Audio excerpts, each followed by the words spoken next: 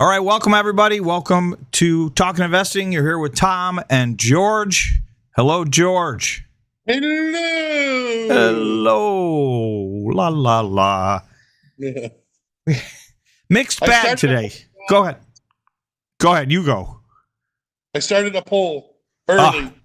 You started a poll early. Yep. How come I do see it. I see it. Where the hell is Bitcoin going? Oh my! All right, we got some good votes already in. So look at that, 65% under 60.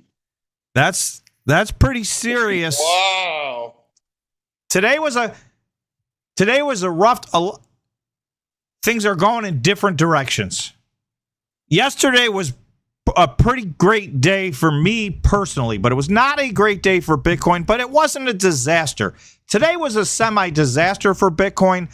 We kind of broke out of a key line of support yesterday. We dropped below several today. So how low can we go? Right? I've been saying I thought 70 was going to hold. Well, guess what? It didn't. We're at 67 right now. What I have really been adamant about is that I think 60 is going to hold. But and I said, I don't think we're going to revisit 60, but certainly there's nobody that can sit there and say they're going to be surprised if we do. That's a pretty normal pattern to play out. Having said that, if we go below 60, that's a different conversation. And I know some of you in here think we are going below 60. So the question is, for how long and why and what happens next? And in the meantime, then we got to look at the stocks, because these stocks, by and large, I mean, you'll see today we had 1, 2, 3, 4, 5, 6, 7 green stocks today.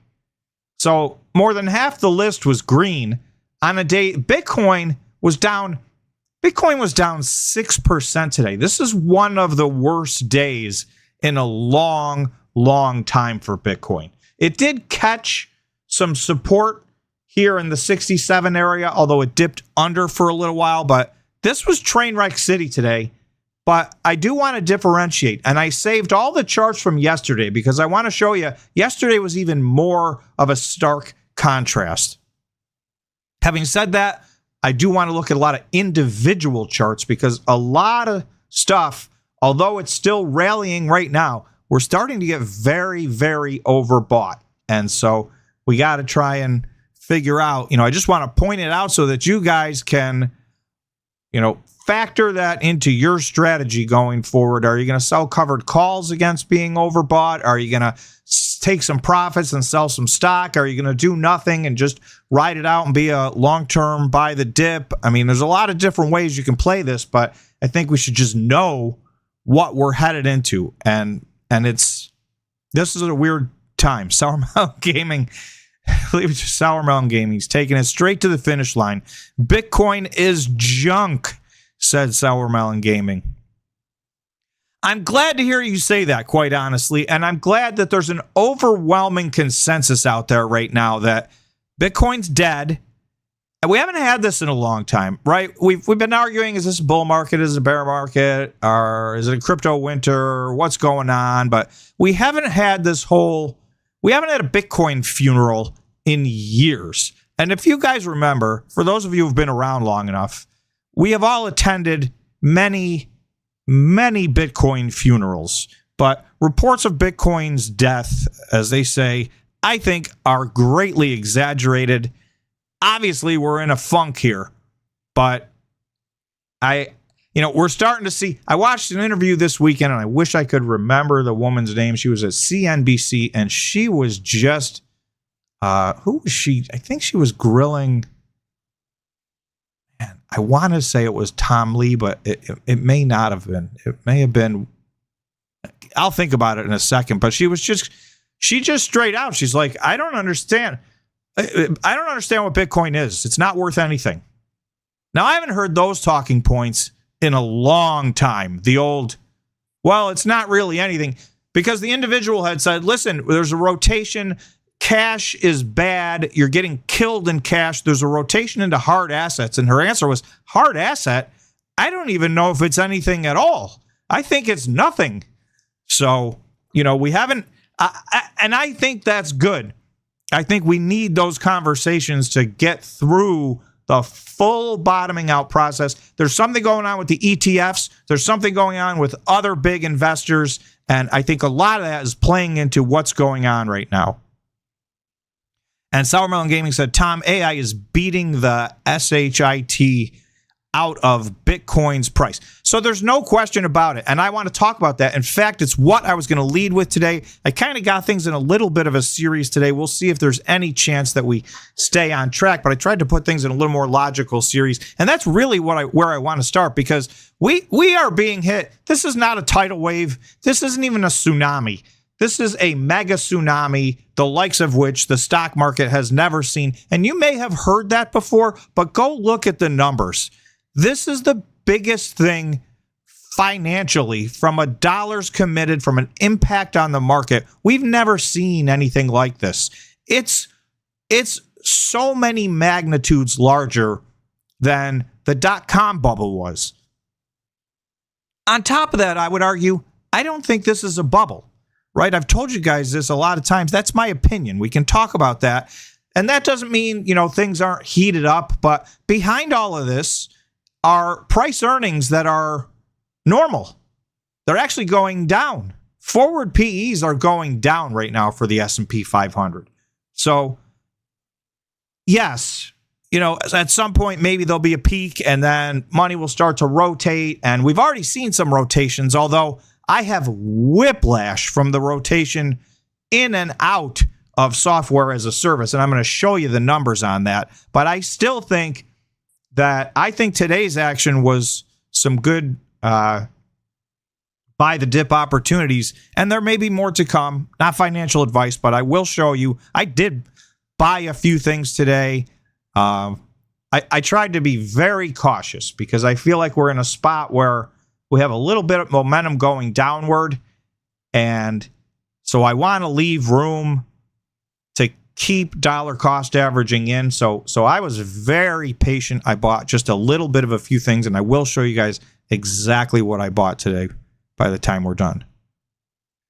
Wisdom Bites said, second leg of the bear market has now started, so 50K is on the table. Bitcoin is always going to make a second low. The first low was 60K, so lower than 60 seems inevitable. Well, I think a lot of people are agreeing with you in the poll, Wisdom Bites. And it may be. Go ahead, George. Jane Street rings a bell. Everybody's blaming Jane Street for what's going on in the crypto market. Well, Jane Street came into this thing like gangbusters. And I'm going to show you. Well, let me try to get through some of this in the order I had planned. See if there's any chance. I won't sidetrack you, Tom. I'm sorry. No, you listen. If something comes up, let's talk about it. But big picture, I tried to line this up in a way that makes sense because there's a lot going on. So the first thing I have to say this was probably the best comment. It's Pogo said it. Micro penis. Sorry. Go ahead. Out of context, I just don't know how to take that. Okay. That investor guy, Leopold, bought 12 million clean sparks, said Doug. So, yeah, we're going to look at that, too. Thank you, Doug. There's a lot. The fundamentals around our stocks, I think, are just still phenomenal. I really do. Bitcoin, I mean, we're in the middle of a pretty vicious pullback right now. It looks like we're going to retest prior lows. To Wisdom Bites' point, we may break the prior low and hit a new low. We're going to have to wait and see. But I will tell you, let me go to the beginning.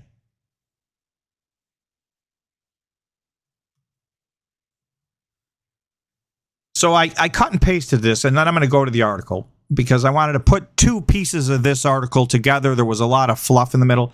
Bitcoin slide may have more to do with AI than strategy. And by that, they mean MicroStrategy. See, I already went out of order. So I'm going to go. I want to show you what happened here. and then we'll come right back to this. Strategy shares fall after selling $2.5 million in Bitcoin. $2.5 million. It's the first sale since 2022. It's the first sale since they've been a publicly traded company. It's millions of dollars. I think you guys probably all know the answer to this. Do you know how many Bitcoin they sold? 32. 32 Bitcoin.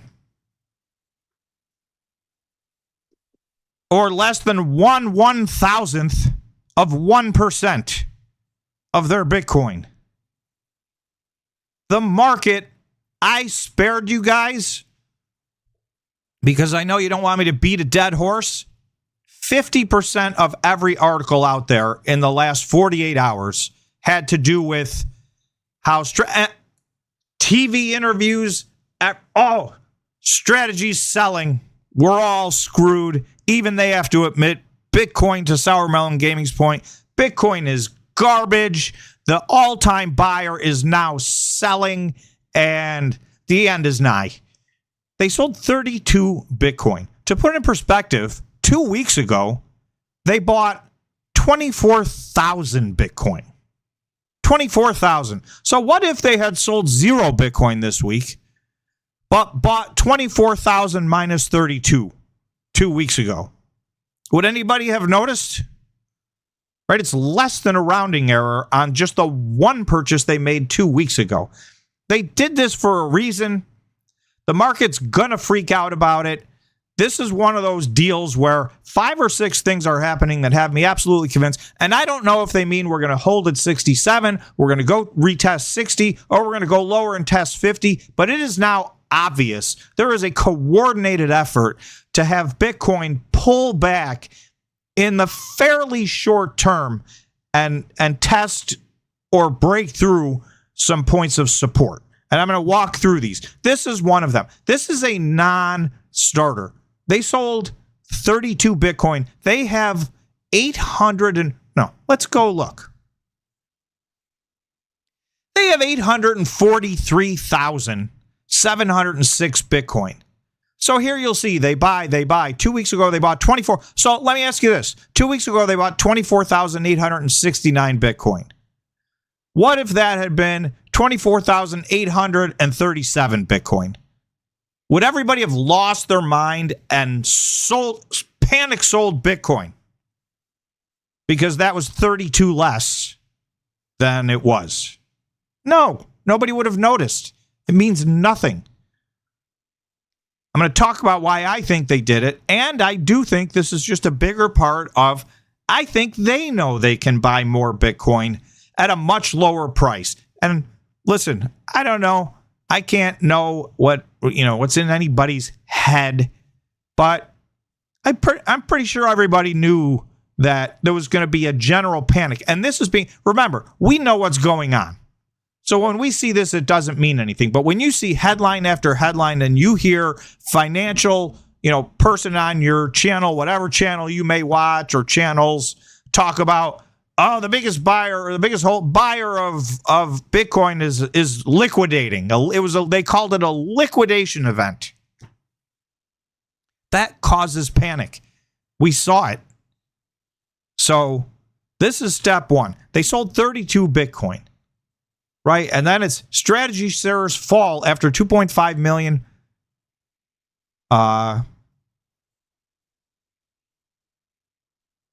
This is the second time Strategy ever sold Bitcoin, and it comes soon after the company announced a pivot from sellers' longstanding never sell strategy in favor of actively managing its balance sheet.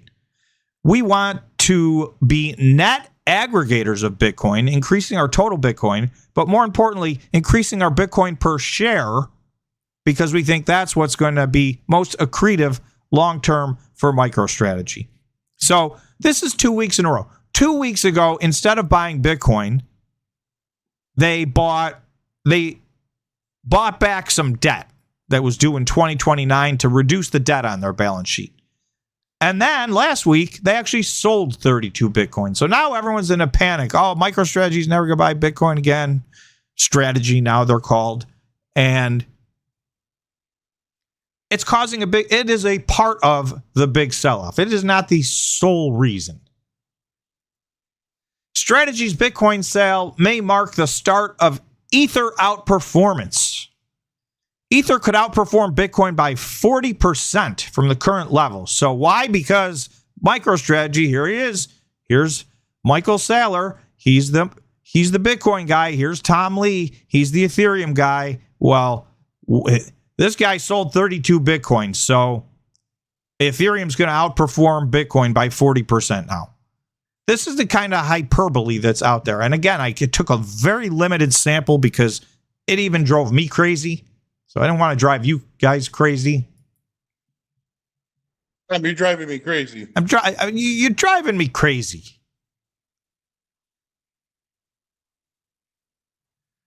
Here.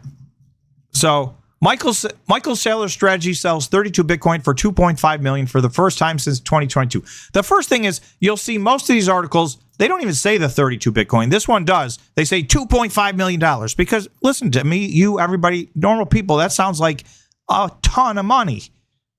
What they don't tell you is they got $60 billion worth of Bitcoin. So here, I scrolled away from it, but let me find it. Retail traders on StockTwits were confused about why the transaction was for such a small amount. A sale of 32 Bitcoin only accounts for around 0.0038%, not 1%, not 0.1% or a tenth of a percent, not 100th of a percent, 3/1000ths of a percent of the company's total holding. So it is immaterial. Now, a lot of these articles talked about, investors were left wondering and pondering and confused and dazed and all these other terms. And it's like, here's what's really going on. So there is something going on with strategy, and this has happened before. This is Stretch. We've talked about this. I think some of you guys own this. Drop in the chat if you own this. So this is MicroStrategy's, this is their preferred dividend stock. Stock ticker STRC. This is now at $96.71. You'll see if I do like a 6-month chart. By and large, and for the most part, this is at $100. Par on this is $100, if you will. They look to keep this at $100. But look, we've had this before. On February 5th, if you remember, February 5th was the grand market panic. It's when Bitcoin plummeted, had its biggest red candle in history, followed by its biggest green candle in history. So this tanked all the way down to 93. I think it got lower than that on the day. Oh, this says 93. And then it went right back to 100. So here we are at 96.71. So there's some arbitrage on this because if history holds, this will revert back to the mean. This will go back to $100. But at the moment, this is down. Now, those 32 Bitcoin were to pay the dividend. This is paying an 11.5% dividend. Right, this is the money in the bank you were talking about, George, that is, while nothing is guaranteed, this is not FDIC insured. If it walks like a duck and it talks like a duck, you put money in, it stays at par, and you collect 11.5% dividends. The stock dips shortly on the dividend and then returns back to par. So right now there's a little arbitrage. You could get your $3.30 in the middle on the way back up to $10, unless you think this is going to get worse. Now, I don't know the math. I'm not sure how much their dividend is, but they sold 32 Bitcoin to pay the dividend on this. I think the dividend's a lot more than that. I think they were simply... I would think it would be. Right. I mean, right. It definitely is. I believe strategy wanted to break the ice. So I do think they also wanted to pile on. This was a really good time. There's a lot of panic happening around Bitcoin. So this was a phenomenal time to pile into the panic, drive the price down. And I think you're going to see some big purchases from them going forward. But they want to break the ice on this because they have made it clear, and I will agree. I feel like their position was, we are never going to sell a single Bitcoin. I feel like I've heard Michael Saylor say that. I don't know that for a fact, but I sure feel like he said that. So now they've switched to this position. We are going to be an aggregator of Bitcoin, but we are going to use it strategically. And it was the CEO of Strategy that she was talking to, not Tom Lee. And the CEO, and I don't remember that gentleman's name. It is not Michael Saylor. He's no longer the CEO of Strategy. He's their Bitcoin person. But, this individual was trying to explain, listen, we're going to use this strategically. So we will, every month from now until the end of time, essentially, we're going to add Bitcoin to our balance sheet. So we're going to add and we're going to add. We're going to, in the aggregate, we are going to add a lot more Bitcoin. But that doesn't mean that at any given time, we might not sell 30 or 60 or 80 or 100, right? You're talking about 100th or 1,000th of a percent of their Bitcoin so that they don't have to, maybe they don't want to issue shares of Strike at $96. Maybe they want to wait until it gets back to 100. I don't know what their cash management is. It's gets more and more complicated as they introduce more and more products into the mix. But I'm just telling you, this won't be the last time they sell, but you have to look at it. If every month they are drastically increasing the amount of Bitcoin, for instance, in May, the sale technically took place in May, although they reported it in June. Right? In May, they bought like 30,000 Bitcoin. We're getting upset that they sold 32 of them. Fong Lee, thank you, Sour Melon. It is kind of funny, though, Tom, to think that 32 is going to cause that much of a...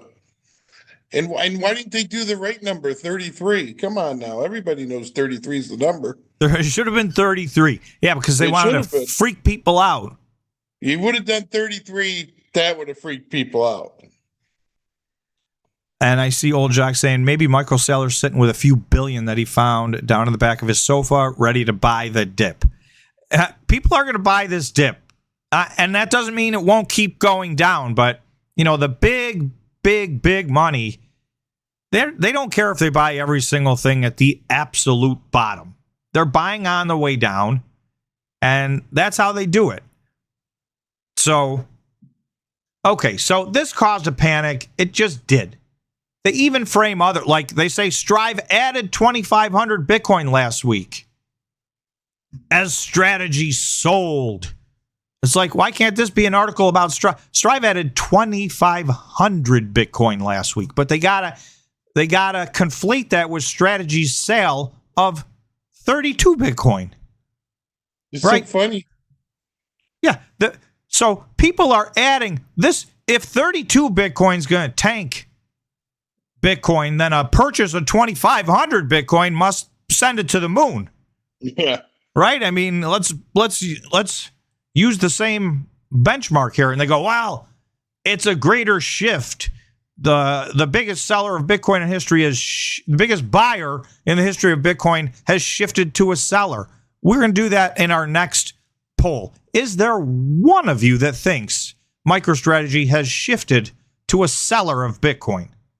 An aggregate seller versus an aggregate buyer. And we got a lot of votes in this. Do you mind if we close this one down, George? So in first place, under 60,000, 42%. Even lower than that at 23%, under 50,000.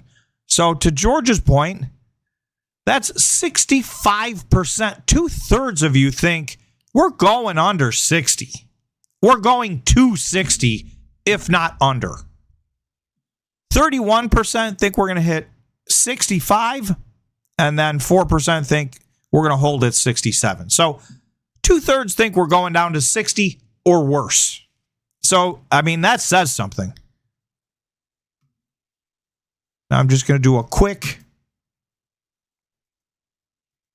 You kicked me out of your thing. Well, I did? No, it did. YouTube did. Outrageous. I don't know why.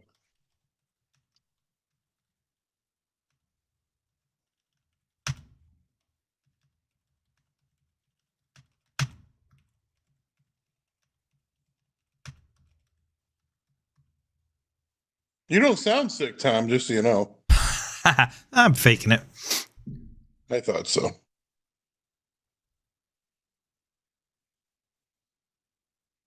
So I'm just going to leave this at 2 options for now. Not gonna overcomplicate things. We can ask a follow-up question later. So, question: do you think that MicroStrategy or Strategy will be a net seller of Bitcoin going forward? So, does this? They have not sold in 3 or 4 years.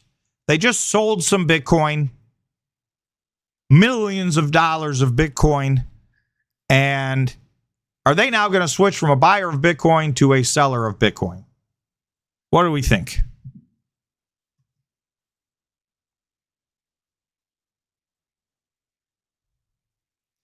And Frederick said, MicroStrategy selling Bitcoin was also about showing rating institutes that they can and that they're willing to do it, which matters from a banking financing perspective. So thank you, Frederick, because that's exactly right. Not only can they, and they needed to demonstrate, this is what I meant by break the ice. They needed to break the ice. This is going to become a part of their strategy so that as they go forward and look for other forms of financing, this doesn't look like an illiquid, untouchable asset, right? Then, you got a $60 billion asset that, and the banks are going to want to encumber. If, your hard line in the sand is I'm never selling a Bitcoin no matter what. So this was a lot of let's get the market used to, right? Because MicroStrategy, they plan on being around for a long time, right? And they're not already bought those 32 back. Yeah, exactly. That's what no one's even. It's so crazy, right? They'll announce this week that they bought 1,000, but everybody's going to go, well, they sold some. They're a seller. They sell. So the bottom line is this is not their last sale. This is their first one since they've been publicly traded. It caused a panic. So be it. They had to get it over with, and now it's done. So maybe it'll cause a panic again the next time. Maybe it'll be 500 Bitcoin the next time. Ooh. Right? Remember, I'm going to go show you. You don't have to remember. Just go back.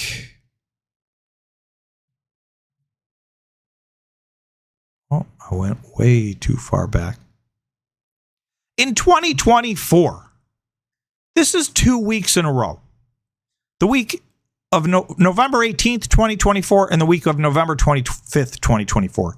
They bought 51,780 Bitcoin in 1 week, and they followed that up by buying 55,500 Bitcoin.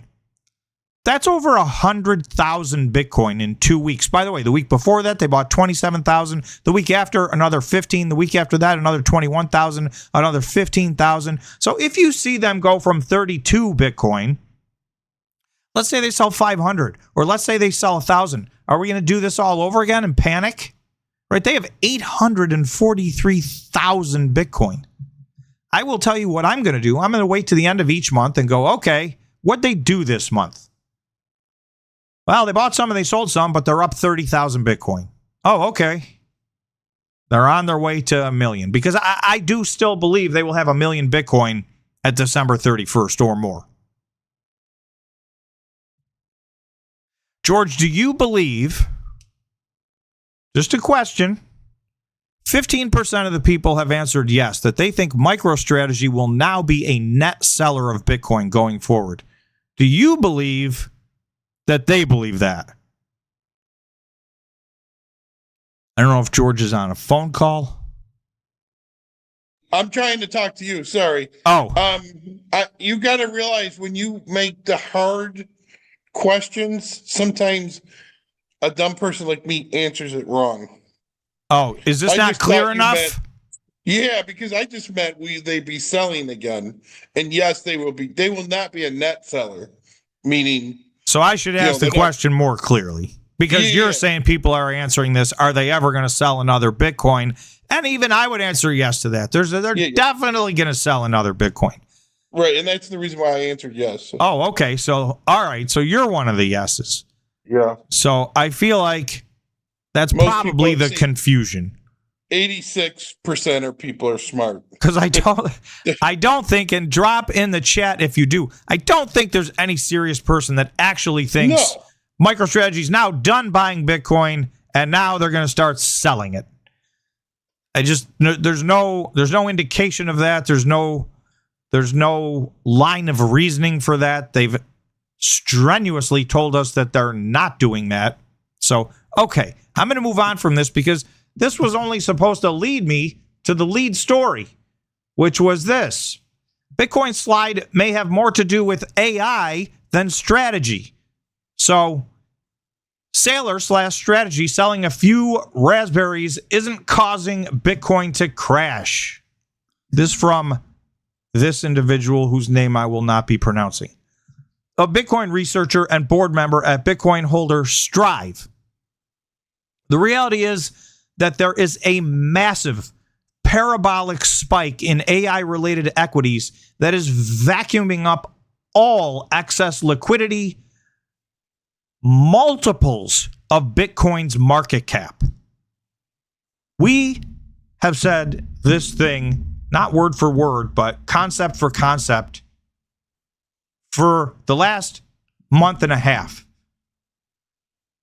AI has taken over the amount of money. Remember, and I'll go show, George likes to track this number, and here, the total market cap of all cryptocurrency everywhere is $2.4 trillion. Bitcoin is $1.3 trillion. That much money is getting spent. Multiples of that amount of money are going into AI just this year. And then they're going to do more next year. The market cap, and remember, this is the market cap. This is not the money going into cryptocurrency. This is the market cap. So, that's there may be an outflow, and likely is an outflow of money right now in cryptocurrency. Whereas there's going to be trillions of dollars of inflow into the AI trade. And it has, I've been saying, it's sucked all the oxygen out of the room. So this person said it a little bit differently. A parabolic spike that's vacuuming up all the excess liquidity. And that's what's happening. I mean,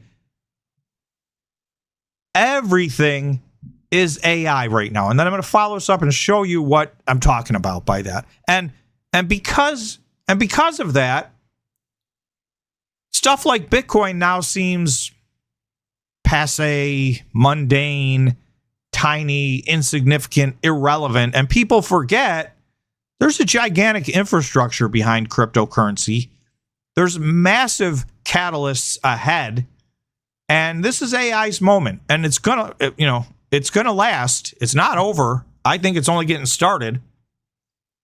I put it between 18 months and 24 months, Tom, before I think AI is going to kind of just slow down.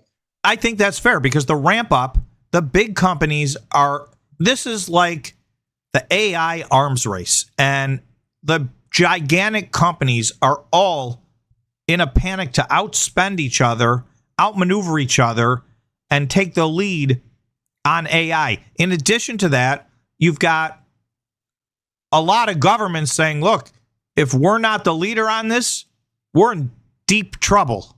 So you've got government enthusiasm and money behind it. You've got the 5, 6, 7 biggest companies in the history of the world all spending hundreds of billions of dollars a year to build all this stuff out. Now, will it slow down at some point? Obviously.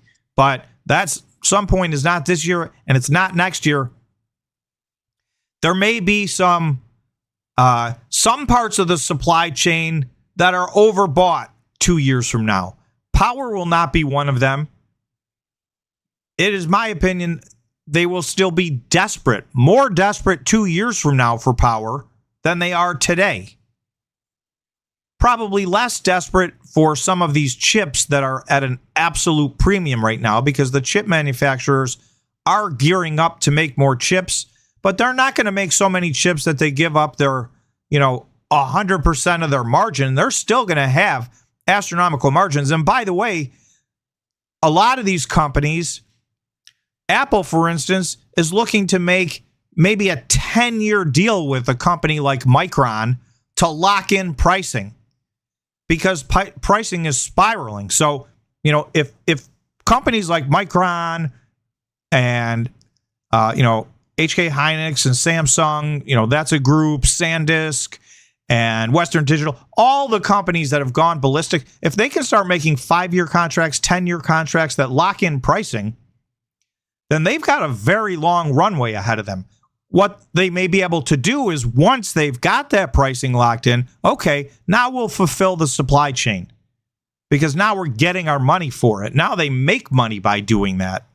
So that switch is ahead. But for power, we're not even close to that. So this is the article itself. Bitcoin slides may have more to do with AI than strategy. Bitcoin slipped below 70,000 for the first time in 2 months, leaving cryptocurrency markets vulnerable ahead of a week of important U.S. economic data that could determine the direction of the next move for the risk assets. The largest cryptocurrencies lost more than 4.45% in the last 24 hours. And this was when it was trading at 69.4. It got worse from there, as you guys know. Here we go. Crypto's near-term setup doesn't appear supportive. Spot Bitcoin ETFs suffered an 11th straight day of net outflows. I'm going to talk about that next. And Strategy, the largest corporate holder of Bitcoin, said it sold 32 Bitcoin for $2.5 million. While the sale is small relative to Strategy's holdings, it's seen as symbolically important for some reason. And Bitcoin fell after the filing became public. Still, not everyone sees the sale as the real driver. And this is where they say, listen, this is an AI trade. This everything everywhere is all AI right now. And that's the bottom line. Okay, so here, AI is carrying the S&P 500 rally. So I'm just going to sidetrack for a second and show you what I'm talking about. This was last Thursday. The market the S&P 500 hit an all-time high. This was last Friday. The S&P 500 hit an all-time high. This was yesterday. The S&P 500 hit an all-time high. This was today. The S&P 500 hit an all-time high. By the way, the NASDAQ did basically the same exact thing. So the indexes, there's 500 companies in the S&P 500. In total, they are hitting an all-time high every single day. And really, actually, even though this is red, that was an all-time high. This was an all-time high. This was an all-time high. This was, and this was. Well, sorry. Actually, this one stops the streak right here. So 1, 2, 3, 4, 5, 6 all-time highs in a row. And if you go to the Qs, same thing. I mean, look at this run. And that, so everything after that's an all-time high. So, but when's the last time this has happened, Tom? This is a vicious run. I'm going to have to look and see because it keeps, it was one of the great runs of all time here. And now, we pulled back for a few days and it was off to the races again. This was the buying opportunity of all time. March 30th. There have been 3, February 5th, 2026, March 31st, 2026, and April 8th, 2025. If you just bought everything on those 3 days, your portfolio's ballistic right now. Now, obviously, it doesn't work like that because nobody knows which 3 days that's going to be. But if you dig deeper into this, so after day after day after day after day of a new all-time high, if you really look at this, the S&P 500's rebound looks a lot thinner once AI enablers are stripped out. The S&P 500's latest rally is less broad than the headline index suggests. A Goldman Sachs index that excludes artificial intelligence enablers is slightly lower since late February, when the S&P 500 is up about 10%, and AI winners have surged 45%. So I just want to show you guys this chart. The white line here, well, first I'm going to show you what they're talking about.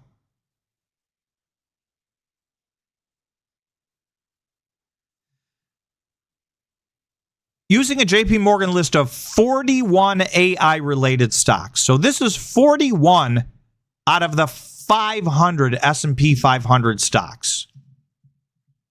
If you go to this chart, you will see this white line is those 41 stocks. They're up here, up over 40%. This is since February. Actually, since the end of February. This is March, April, May, 1 quarter. The S&P 500 index itself is up a few percent, 10%. And then if you take the 459 stocks that are not AI stocks, which is the vast majority of the S&P 500, they're actually down in this period of time. So those 41 stocks, and if they really wanted to get specific, there's 10 of them that make up the vast majority of this. And that's what's going on right now. So when I say AI's sucking all the oxygen out of the room, I mean, you got 8% of the stocks making 80% of the gains. It's totally outsized. This AI thing is a monster. And it's what's going on. Now, we happen to be in it because our stocks, we find ourselves squarely in the middle of this. Now, a lot of you may have been strategic to get yourselves into the Bitcoin miners that shifted more towards AI earlier on. And if you did, you've been rewarded. And if you were early, if you were on time, even if you were late, you've probably been rewarded. I see Draper 3 said, I will be buying later this year after Bitcoin breaks 45,000. So we got people thinking 45,000. And this is why I dollar cost very cautiously today. This was one of the huge down days in the cryptocurrency universe. And I bought very small dollar cost average into a few things. And they were pretty much all crypto, except one.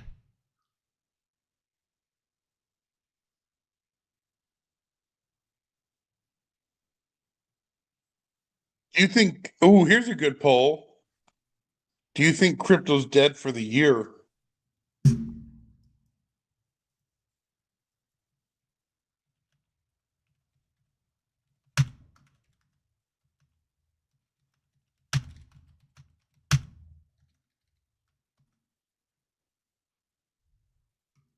Start the poll. Is crypto dead for the rest of 2026?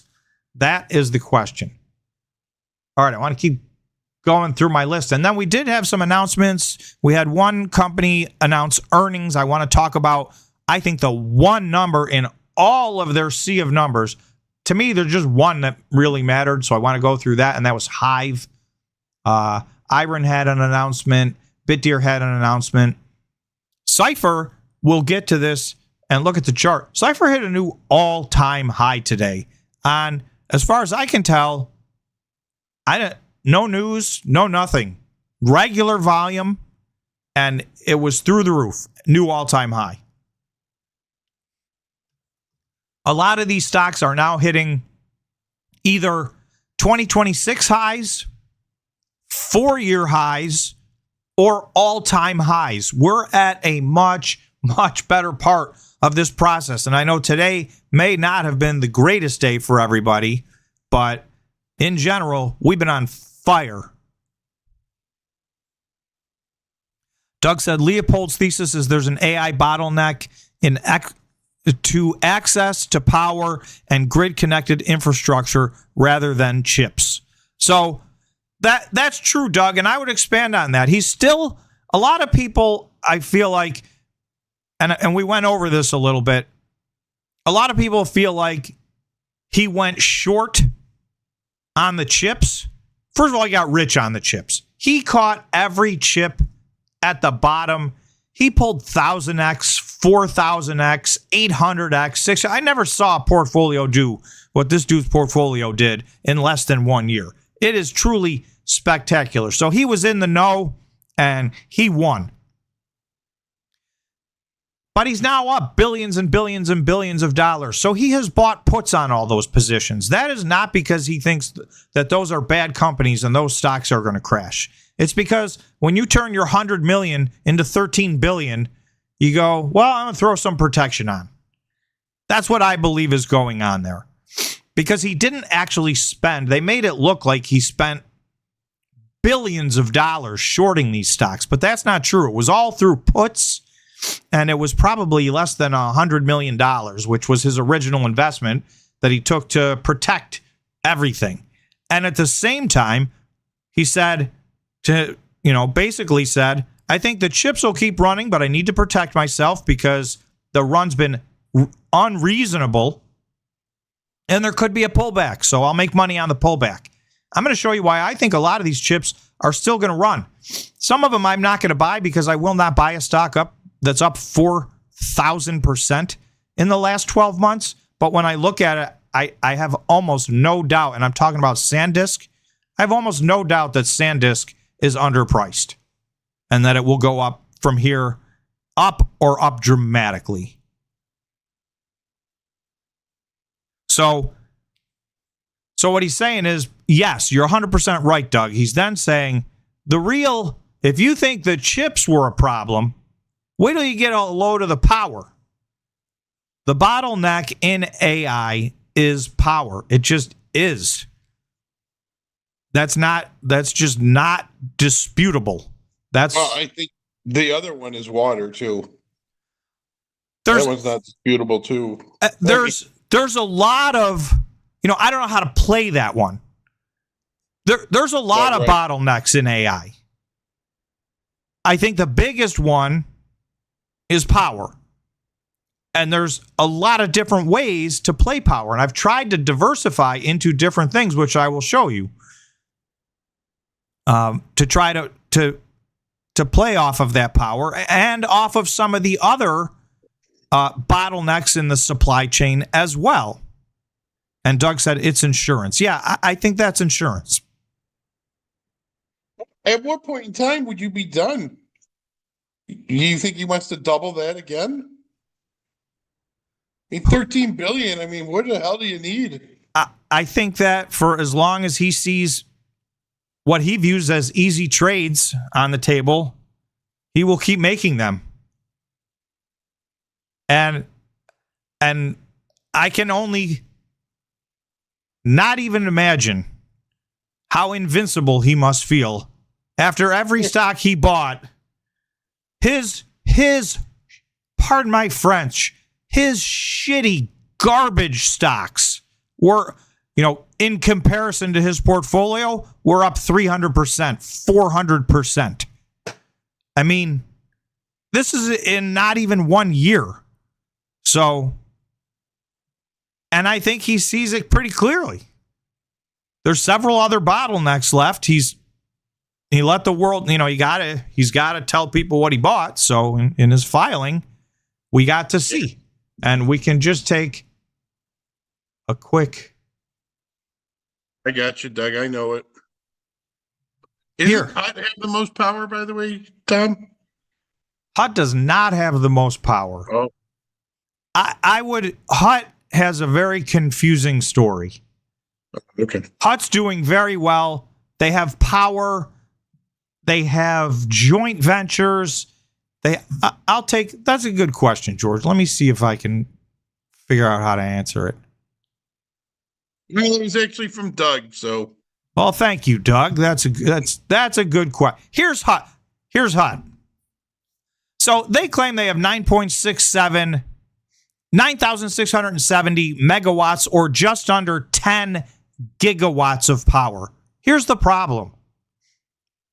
Almost 6 gigawatts of that 10 gigawatts is what they call phase one diligence.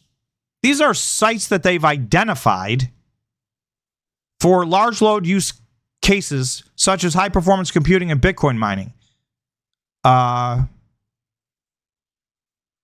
8 is assessing the site's potential by engaging with utilities, landowners, and other stakeholders to evaluate the facilities, including power availability, et cetera, et cetera. So these are companies this is potential power they're looking at buying. So that would be like you being in the housing market and you pull up the multiple listing service and there's, $500 million of real estate available. And you go, well, I'm looking at over $500 million of real estate. Well, I'm only going to buy one house, but I am looking. Or it doesn't cost that many. And that's that's hyperbole, my example. But my point is, the vast majority of the energy that they're claiming that they have, they're only in a due diligence phase. They don't even have a letter of intent. They have nothing. By the way, the next pool, they have exclusivity to, but they don't have purchase agreements and they haven't bought yet. So they're at about 2.5 gigawatts. This puts them right in line with most of the other companies. A lot of companies have more than this. We know, for instance, and Iron did a 5 gigawatt deal with NVIDIA. Now, they don't even have all 5 of those gigawatts yet. So some of that is misleading. They do have a couple of gigawatts and some more under contract and some more they're looking at. So most of these companies are somewhere in the 2 or 3 or 4 gigawatt area with aspirations to get much, much bigger. And I think a lot of them will get much, much bigger. The other thing is, some of this energy is a holdover from before they merged with Hut 8, and it was in joint ventures and various other things that I don't totally understand the structure of.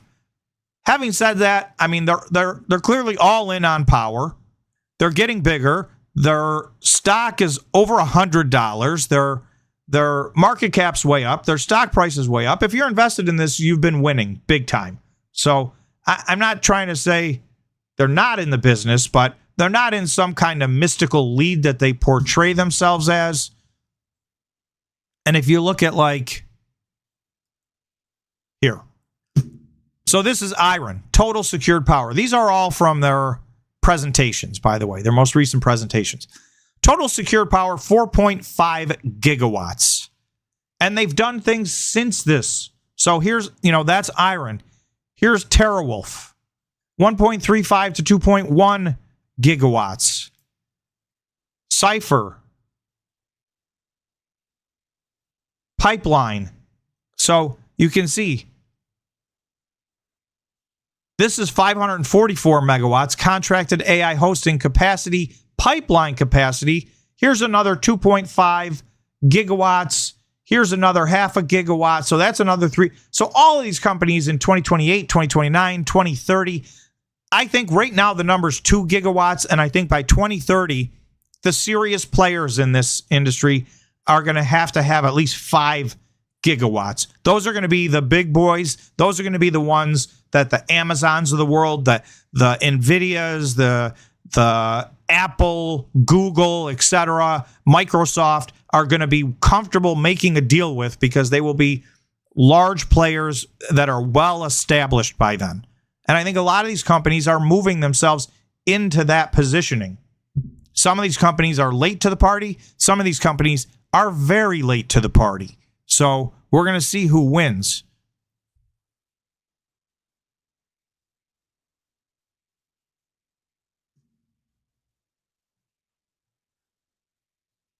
Doug is saying it's never enough with some people. You're right, Doug. It's never enough with most people, unfortunately.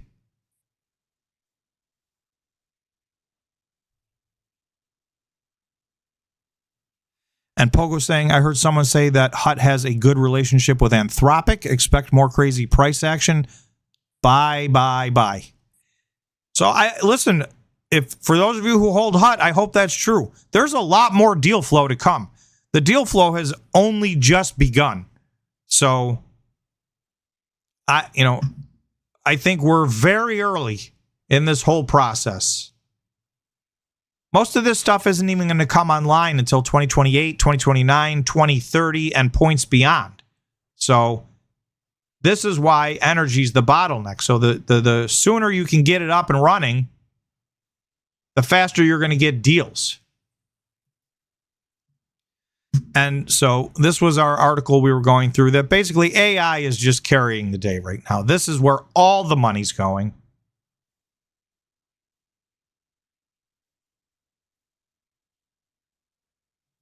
Okay.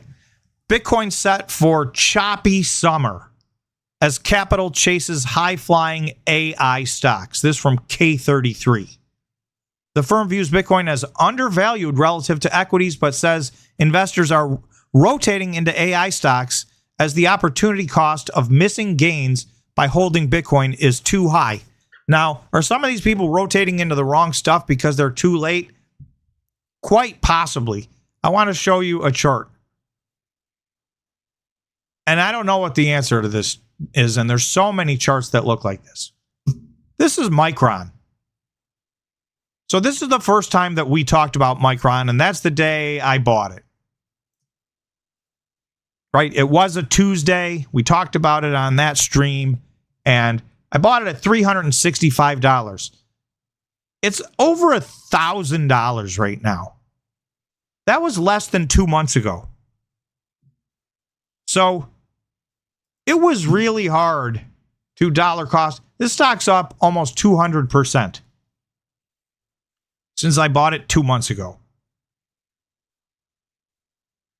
It was up. I had to force myself to buy this stock because it was up in the last 12 months. It was already up about 400% when I bought it. And I really scratched my head going, am I going to buy a stock up 400% in 12 months? That's one of the great runs of all time. But everything said that this stock was still undervalued. And I will tell you, at $1,000, I still think this stock is undervalued. I'm not adding to it at $1,000. But so the question is, did people buy this? Right? And let's add volume to this. So, I mean, there's been a lot of volume all the way along. People are buying everything. So, I don't know. I would think. What? I think you see the pattern, Tom. It's the pattern is when the retail gets in last, and you can kind of see the end. Right. So this is what it feels like. Look at the daily RSI. It went through. You will search long and hard to find this. From May 1st to May 15th, the daily RSI was an overbought, and it wasn't just overbought. It got up to 86, which is extremely overbought. Now, so then you think, okay, so you got a pullback going here, right? And then you've got the daily RSI doing a little bit of a reset. Oh, good. Maybe we'll get at least to neutral. Nope. Straight back up. We're back up to 80, just under 82 on the daily RSI right now. This is wickedly overbought. But it doesn't seem to matter. So, I don't know. Is it going to do another? I mean, it did this. And this may look like the beginning of the rally, but it's not. This was a $60 stock a year ago. It's a $1,000 stock right now. That's not really how this is supposed to work. Right? It's up 1,600%, and there's plenty of its peers crushing this performance. Right, if I go to SanDisk, if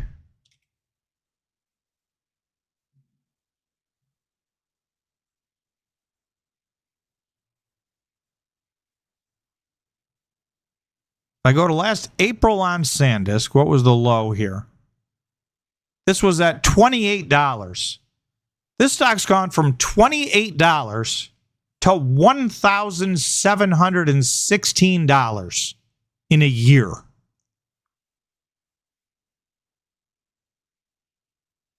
And I'm saying, I think there's plenty of room to the upside. But I would say, I'm not buying it at its all-time high. If somehow this got back to like 1,300, I might actually buy some options or something, although they're at such a premium. Sometimes you just got to say you missed it, right? Because this is crazy time. You're going to buy this stock up 6,000% in the last year. It just doesn't feel like a very good time to buy, in my opinion. But I said the same thing about Micron when it was up 480%. Now, that's not 6,000%, but there's stock. And these are all the stocks this Leopold gentleman bought. He caught all these runs, all of it. He bought at the bottom on all of these and caught the whole run up. Western Digital. Then I'll move on.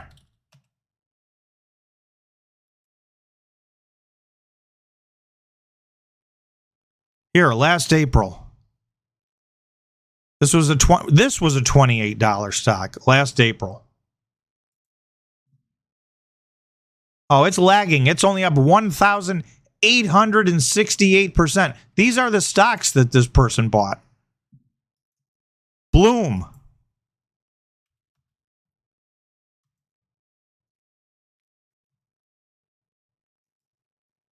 We won't even go back to October of 2024.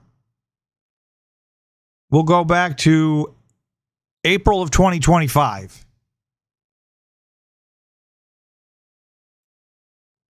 Oh, This stock's up 1,674%. I mean, if you go to this guy's portfolio, Bloom, that's his biggest holding, up 1,600%. SanDisk, that's his, I don't know which one of these is bigger. That's up 6,000%.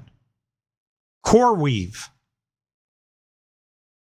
Iron, and Core Scientific. Those are the big five. Bloom, SanDisk, CoreWeave, Iron, Core Scientific. Now, he Applied Digital.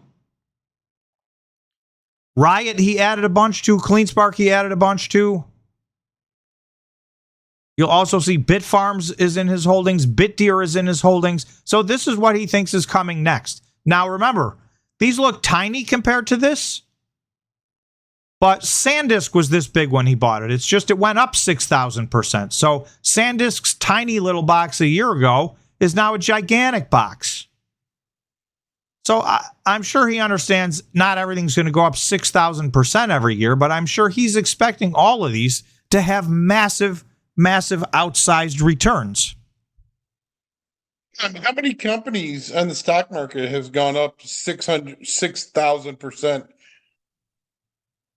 Here's what I would say. Companies of this size, I think this is probably the biggest company to ever pull a 6,000% move in 1 year.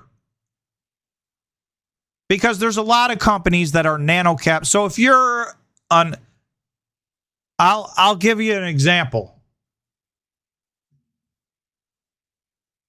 This is a throw. You guys are going to love this one. I know you will, George. Remember our old buddies, Sphere 3D? Yeah.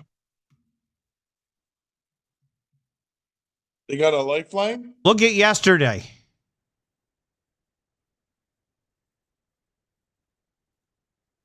At the peak of the day yesterday, they were up 154%. They closed the day up 111%. What happened? They're merging with Cathedral. They're all-stock deal getting Cathedral for some. This gets them up to like 1 exahash. I mean, It's ridiculous. But the reason it's such a huge move, and this was my point of showing you this. If I can.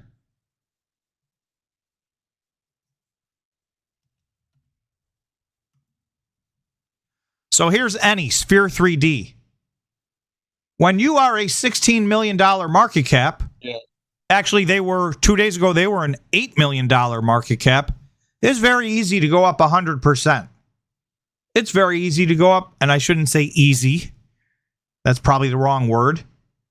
But the math is in your favor to go up 100%, 1,000%, 6,000%. You're still not even a small cap company at that point. Right? If you pull an 8 million to 80 million, that's a 10x. To 800 million, you're still at the very, very low end of a small cap company. So, but if you're SanDisk, this is a company, I would guess 99% of you are familiar with the company SanDisk. You're familiar with them, yeah. This is a $254 billion company. Now, obviously, it was a lot less than that, but it was a multi-billion dollar, 40 or 50-year-old company. This was a I mean, look, go to the 5-year. This was flatline.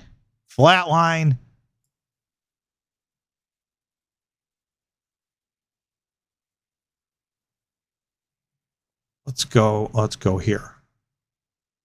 Maybe this went public more recently than I know, but I mean, I've been buying SanDisk stuff since the 90s.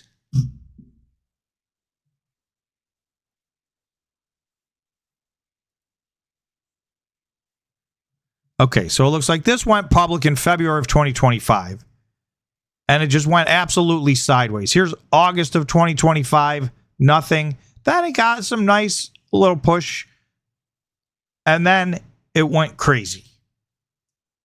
Right? Even if you go from here, that's 600% move. In the year 2026, that's only June 2nd. It's up 600% year to date. But in the last 12 months, 3,500% from that number right there. So this is not normal. This is why I say we haven't seen anything like what's going on in AI. $100,000 would have been $6 million. Your $100,000 would have been just 6 million? You said 6,000%, correct? 6,000%. That's right. Yep. $6 million for 100,000. Wow. Not bad. And he did. I wonder what he did. I don't know, but he started with $100 million to invest. So $1 million is 60 million. I mean, obviously, that's crazy. So if I go,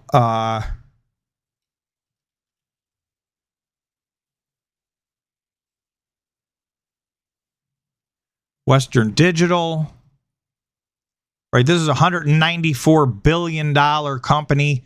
So these were not $10 million companies. These were not 30. They were billion-dollar, multi-billion-dollar companies. More importantly, Western Digital is a name you know. SanDisk is a name you know, right? These are for if you've ever had to be involved in computers in any way, shape, or form. Like, these are the industry standards. And they just went ballistic. I mean, NVIDIA did the same thing. It just took a longer period of time, and it went a lot further. NVIDIA is now by far the biggest company in the world. Google's trying to catch them.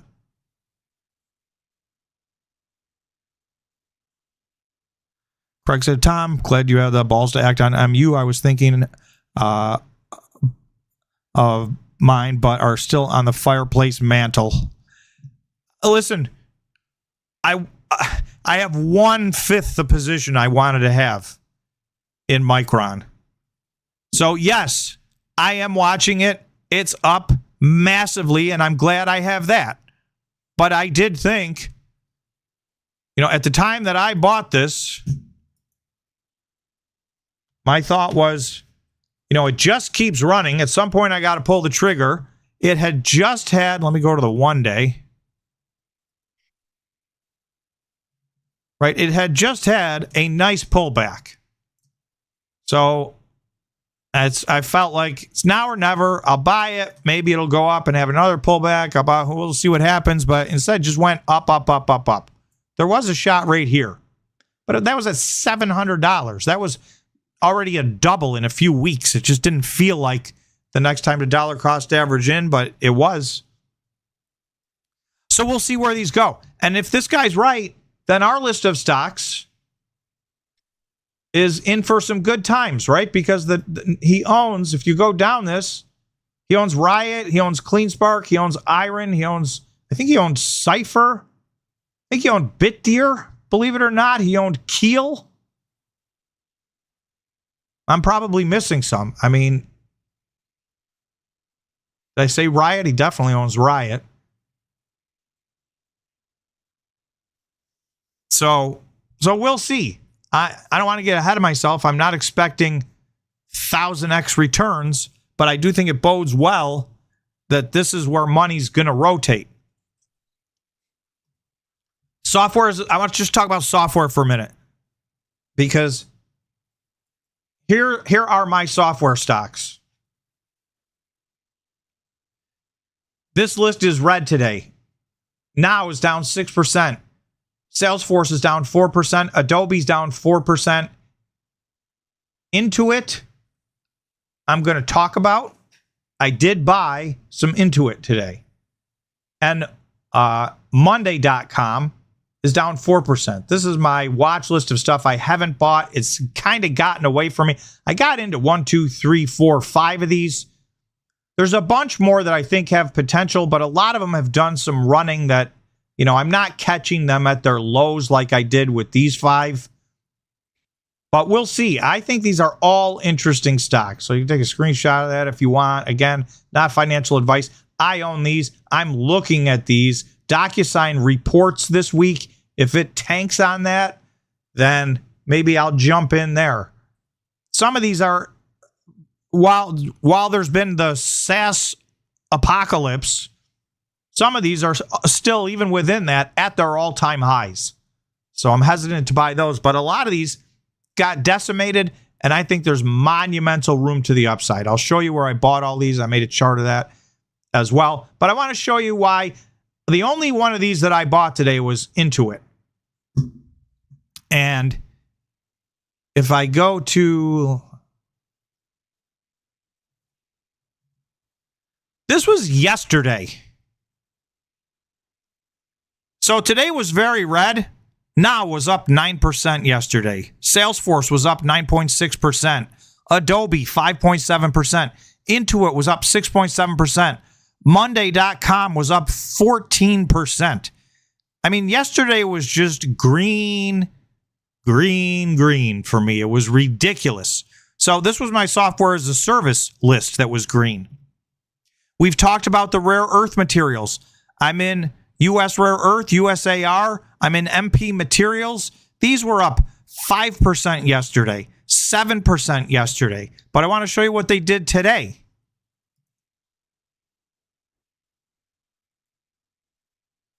USAR up another 4% on top of that. MP up another 4% on top of that. This is my nuclear play, and I'm going to add more. SMR. I'm trying to show you guys everything that I'm buying so that you know what I'm doing. This is NewScale. There's 3 or 4 other companies. We've talked about this on the members-only streams. I am going to buy some more of these companies. I want to get... Nuclear sounds like one thing, but it's actually like 10 different things. There's all different kinds of companies in this space. And there's a couple of them that are in early stage agreements with the government. There's a couple of them that are in later stage agreements. The thing is, even something like NewScale, most of what they're going to do, and they went up big today. They were up 8% today. They've been running. They're not really going to have revenue for a couple of years. I normally stay away from stocks like this, but we're in a different world. We are in a power-hungry world, and this is going to provide power. The government's already said they're supporting it, so the money's coming. They have certain licenses, so although they're not going to get their product to market for a while, because, nuclear doesn't happen overnight, this type of what they're doing happens a lot faster than building a nuclear power plant. So there's a lot of different plays in this market. I call this my supply chain list, right? These are rare earth materials. This is not just AI supply chain. This is everything supply chain. These two companies, in my mind, are, nothing's ever easy and nothing's ever guaranteed. And this is not financial advice, but I can't fathom that these two companies are not going to go up dramatically. I think there's going to be nuclear companies that go up. This is, I did buy some Micron. I did buy some AMD. Same thing with AMD. I got once. I'm just not going to get any more. Got in the 400s. We're only at like 500 right now. And here's the thing. AMD is not Micron. And you'll probably hear people touting AMD. You'll probably hear 100 AMD fans for every one Micron fan right now. But if you look at AMD,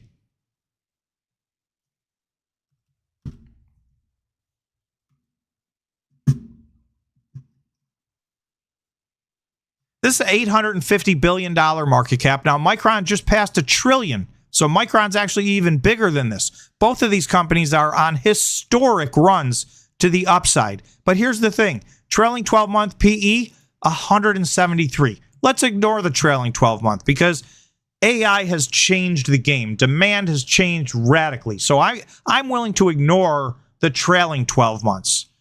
But if I go look at the forward PE,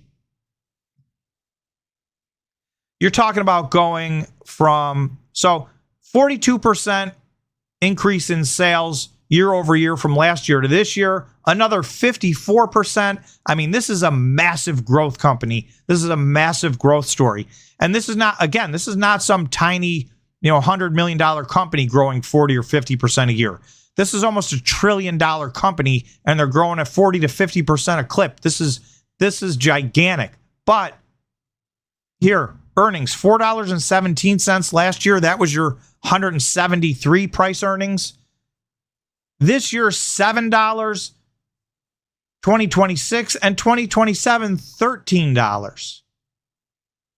Even if I go all the way to 2027, this is already trading at like a 35 forward PE. It's trading at like a 70 forward PE.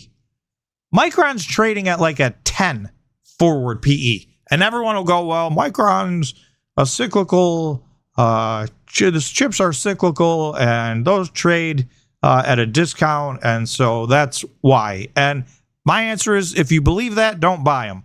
But right now, they got all these companies. By the way, it's AMD, it's NVIDIA that need these Micron chips. And they got them by the cojones right now. So I would feel a lot more comfortable with my money in Micron than AMD. Not financial advice. I could be wrong because stocks run irrationally. And it's not that irrational for AMD to double again because, again, this is almost $1 trillion company and they're growing at almost a 50% annual growth rate. Their income is going up dramatically. So, they could double and, their income's going to triple from last year to next year. Now, they're at 173 PE. They can't stay there. That's too high. But there's a lot of room to the upside, and these stocks tend to overshoot. One of the biggest things I've learned that I am trying to do right now in this bull market, when these companies get into a multi-year phase, a 3, 4, 5-year phase where the market sees a lot of runway ahead, they will price the next 5 years in a short period of time.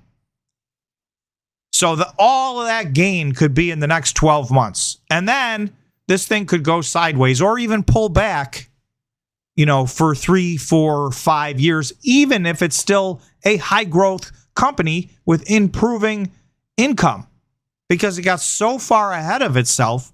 That's what these things tend to do. Micron is not ahead of itself. I refuse to believe that a 10 PE is a company that's gotten ahead of itself. They're projecting to make $100 billion, over $100 billion of net income next year. That's more than their revenue was last year. That's a company that's undergone a fundamental change and needs to be repriced. Now, it has been repriced. It's up ridiculously. So I don't know what comes next. All right, where am I? Let's see what I got to and what I've missed. The chicken crossing the road is what comes next. Why did he do that? I don't know. Is crypto dead for the rest of 2026? 40% of you say yes. The rest of this year is dead money. 60% say no. I'm on the page where we just talked about, which is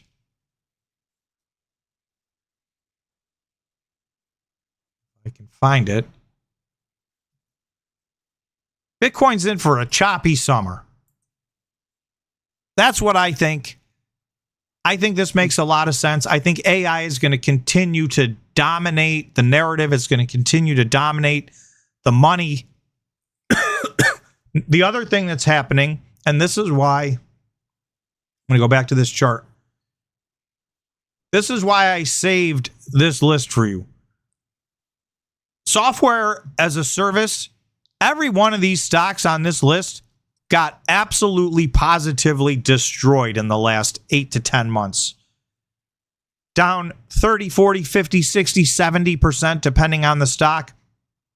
On the narrative was AI is going to make software worthless. All these business models don't work.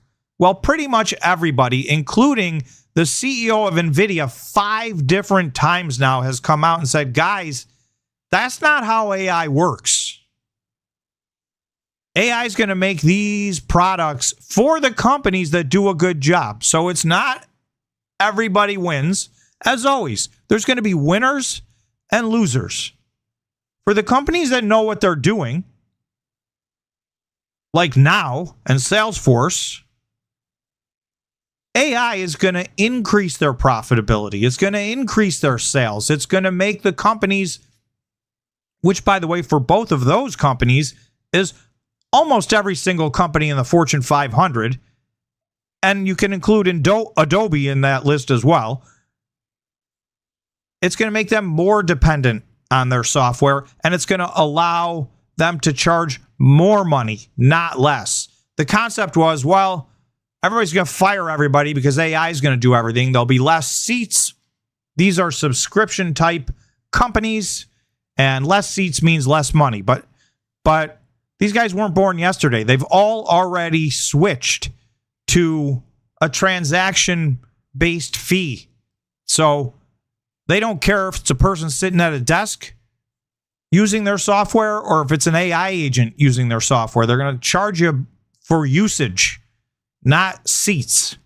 So the smart companies have done that. Like I said, every company won't win. There will be some losers. But to me, this is the list of winners. And here's one I'm going to talk about Intuit because they got a downgrade. Let me go to Intuit. Yes, Doug, Intuit is QuickBooks. Thank you, Doug, for getting the right answer on that. I have watched video after video after video after television personality after article talk about how Intuit's that company TurboTax. And people aren't going to need to do their tax returns anymore because AI is going to do it for them and they're screwed. Well, those people don't know Intuit's business model. Intuit's number one product, and it's not even close, is QuickBooks. So I don't know how many of you are involved in small businesses. And how many of you have anything at all to do with the accounting function in any way, shape, or form? But I can tell you, if you ask ChatGPT, they say about 80% of what is technically referred to as small businesses use QuickBooks. It's more than that. It's 90 at least, maybe more. I've probably, in the last 15 years, come across 3 or 4 companies in total that don't use QuickBooks. And I'm talking about companies that scale up to, $100 million, $200 million, $300 million companies. They're on QuickBooks. Now, your Fortune 500 is not on QuickBooks. I get it. But everybody else is. What were you thinking, George? I was thinking your current company isn't on it. Right. Exactly. And that is one of the only... Here's the thing. And I had a chat with ChatGPT and tried to explain it to that because I like to waste my time because I do comprehend that it does not comprehend that I'm talking to it and we're not having a real conversation. But I wanted to talk to it about the fact that here's the thing. So I'm 40 years into interviewing people for accounting jobs, auditing jobs, bookkeeping jobs. I've had to do interviews within the last week. Bookkeepers don't know accounting. This is not an insult. I am not saying this to insult people, but if you're under 35, you probably really don't even know the fundamentals of accounting. And I typically ask the candidates a few accounting 101, first week of accounting 101 questions. And okay. Now you gotta ask a couple of these questions. Okay, go ahead. Let's see if I know. What is the pretend interview time? What's the basic accounting system? The basic, you mean GAAP? Good. GAAP is a good answer. That's because my question's general. Right. Explain the basic accounting principle is cash or accrual. Cash or accrual? Those are if a candidate had answered either one, so you're ahead of 99% of candidates. Okay. Well, yeah. Explain to me the double entry accounting system. Debit and credit. So what does that mean? So I know you know because you know because you do all your own stuff and you understand all this. But so you got an account, okay? Let me tell you how it is. So when I explain it to you like this, okay? Let's say I buy some apples over here, right? I'm not gonna eat all those apples right now, okay? But I'm taking this cash. I won't go through it, but yeah. So I'll ask people, what's the entry when you pay an accounts payable? What's the entry? So the entry is you credit cash because you spent cash and you debit accounts payable. This is first week of introduction to accounting. Almost nobody knows that. What they can tell you is because they've certified themselves in QuickBooks, they can go, you go to the menu, you pick accounts payable, you pick cash, you do this, and you pay the bill. What they don't know is that behind the scenes, QuickBooks is debiting accounts payable and crediting cash. So this is just the world we live in. People know how to use the computer. They're not doing, what's the accounting equation? I can't tell you. I don't know that anybody's answered this right. And this is literally the first thing you learn on the first day of accounting.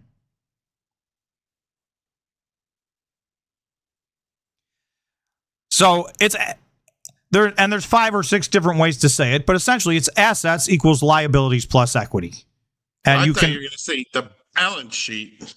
Well, so I'm just That's a fancy way to say it. So my point is, you can't just replace QuickBooks. It's what every single bookkeeper I know, at least in the United States, is trained on.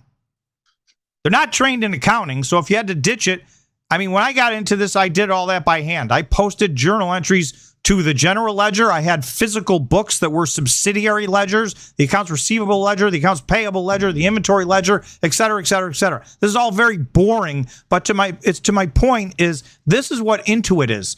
Not only is Intuit that, but they have now made it so that you can connect to your bank. Now you don't even have to do anything. It just sees what your bank did, and they coordinate with each other. They reconcile with each other. They put the expenses where they go. And then at the end of the year, when you're done, you just upload it all into TurboTax and it does your taxes. So when everybody thinks, well, AI is just going to do everybody's taxes, every business that uses QuickBooks is using TurboTax. Their retention rate's going to be 99%. So this is my opinion. This is how I view this as somebody who's been using Intuit's suite of products for 40 years and doing this all by hand before any of this ever existed. I don't see this company going anywhere anytime soon. And one of their products is a part of their ecosystem. Now, is John Q. Public that files a 1040EZ going to stop using TurboTax? Probably, but the reality is, if they didn't stop doing that 5 years ago, I don't know what's wrong with them. So that's not really their customer. So I have a pretty high level of confidence in this company, but I seem to be the only one. So not financial advice, buyer beware. I want to find what I'm looking for is they got a huge, it should say this here somewhere, Goldman Sachs. The geniuses at Goldman Sachs. Goldman Sachs downgraded it Intuit to a sell from neutral and slashed its 12-month price target from $519 to $276. These are supposed to be the smartest guys in the room, right? That's what everybody says. Ask anybody about, well, those are the smartest guys in the room.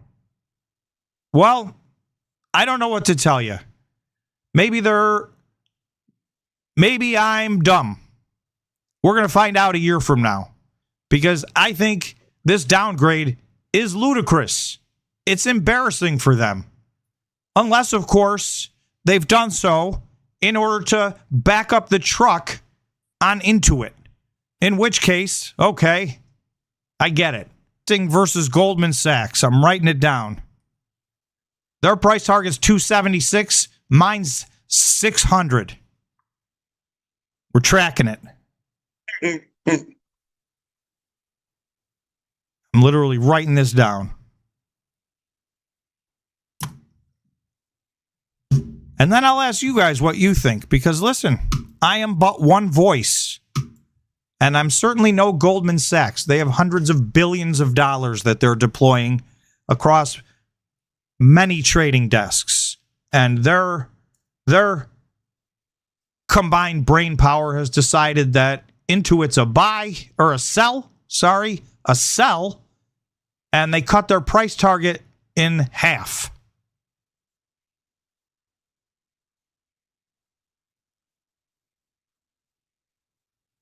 So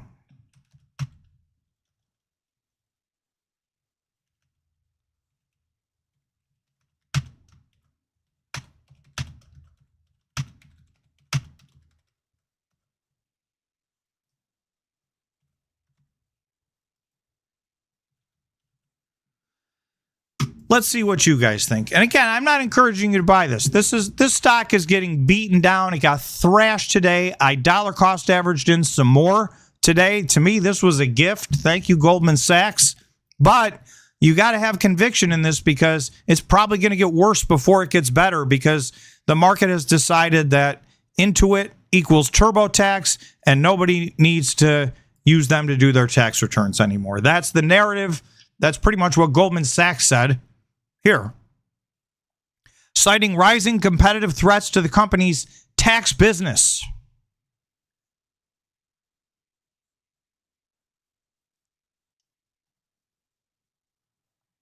It is what it is.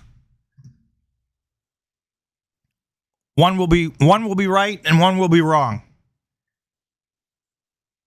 That's it. That's the only software stock I bought today, and I did so thanks to Goldman Sachs. This stock was up, and then this came out, and it got waxed. So I'll take it. Let me show you what else I bought, because I know you guys, and before time slips away and I don't do it, I know you guys have been asking. I really focused, believe it or not, and I had to really think hard and be disciplined today, because this is not what I wanted to do at all. But this is what I did. It's my plan. I did it. I feel good about it. Okay, so this is my crypto list. Right? I don't know altcoins like a lot of you guys know altcoins, and like a lot of other people know altcoins. I'm a Bitcoin person by and large. I have heavy positions in Bitcoin. My second biggest position as it pertains to cryptocurrency is in XRP. And then Solana. Sorry, Tom. Listen, I bought some today. Oh, did you? So, but I'll show you what I'm buying. Solana, Ethereum, and Sui. I own an immaterial amount of Chainlink, so it's on this list, but I actually don't really barely own it. But I'm trading these through different vehicles, and they are very dangerous vehicles. They are leveraged vehicles. I have my XRP in XXRP, which is a 2x long. So I'm dollar cost averaging into that. I had XRP set aside. This is all the XRP I'm buying from now on is XXRP, which is a 2x leverage. So if this goes sideways or down for the next year, I'm going to get wrecked. By the way, everything that I bought today was a leverage. So that's one thing. So I added to my XRP position. I am buying Ethereum through the following vehicle. Bitmine Immersion is Tom Lee's Ethereum treasury company. They now have 5 million Ethereum. They have more Ethereum than all other publicly traded companies in the world put together by far. They're almost done buying. They have 4.5% of the world's supply of Ethereum. When they get to 5, they're done. This is not like MicroStrategy, which plans on buying forever. They are going to buy 5%. They're going to stake it. They're going to do other things with it to make money. With that money, they're going to pay dividends. They're going to buy stock back. And then, obviously, they're going to get growth from, they hope, Ethereum going up over time. I will show you Tom Lee's price target for Ethereum, and then you can laugh like I did. And we'll see what you guys think of that. He is ludicrously bullish, but I think this is a good vehicle, and I'm going to show you why in a minute. So I am trading. There's a ETF called BMNU. It is 2x Bitmine. So that's a leveraged play. So I bought some of this today. I dollar cost average. And again, I didn't go crazy. Right? A part of me didn't want to touch any of this at all because everything right now feels like cryptocurrency is dead. The other part of me wanted to go in heavy because these were down big today. And there were felt like big XXRP was down almost 12% today. This was down almost 9% today. And then SOLT. This is a 2x leverage ETF on Solana. That was down 14% today. So I dollar cost averaged into that. I did not dollar cost average into my SUI, my TXXS. This is a very low volume ETF. I have a very little bit of money in here, and I have very much less conviction than I do in, I think, Bitcoin, Ethereum, XRP, Solana. I think those, I don't know who else is going to win and who else is going to lose, but to me, those are the 4 front runners by a mile. And on a day like today, I'm going to add a little bit to my position. So that's what I did. It's not thrilling and exciting. In fact, It's in an area where most people are disgusted right now, but this is when you got to, this was, I'm just going to tell you, for me, this was me buying Bitfarms at 41 cents. And everybody going, you're an idiot because, it's going to zero.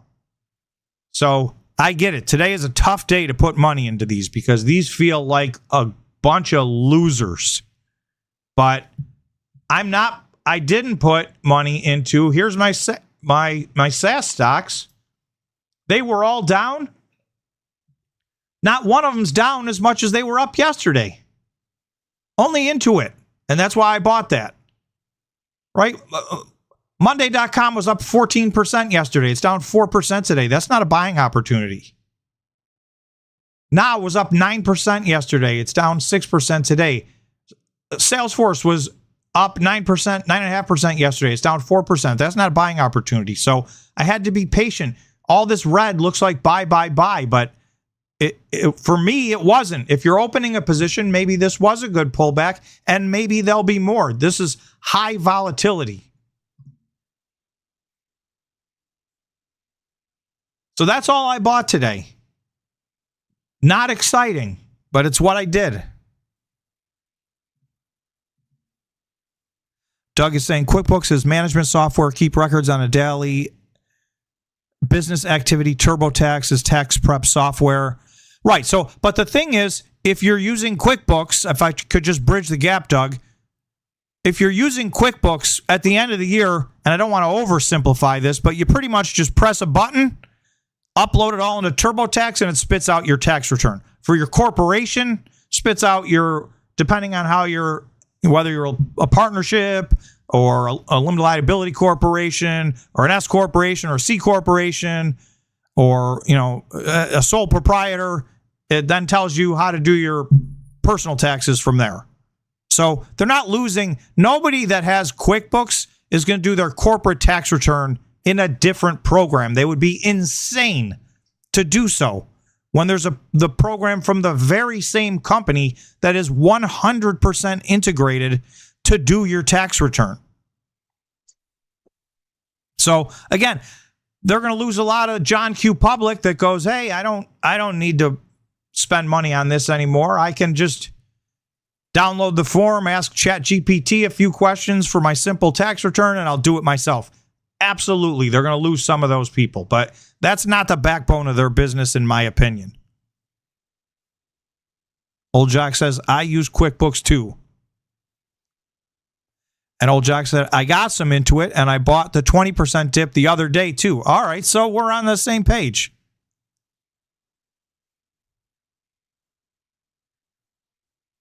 And Doug is saying, Tom, they went subscription-based. That way you have to keep paying. That should boost their bottom line big time.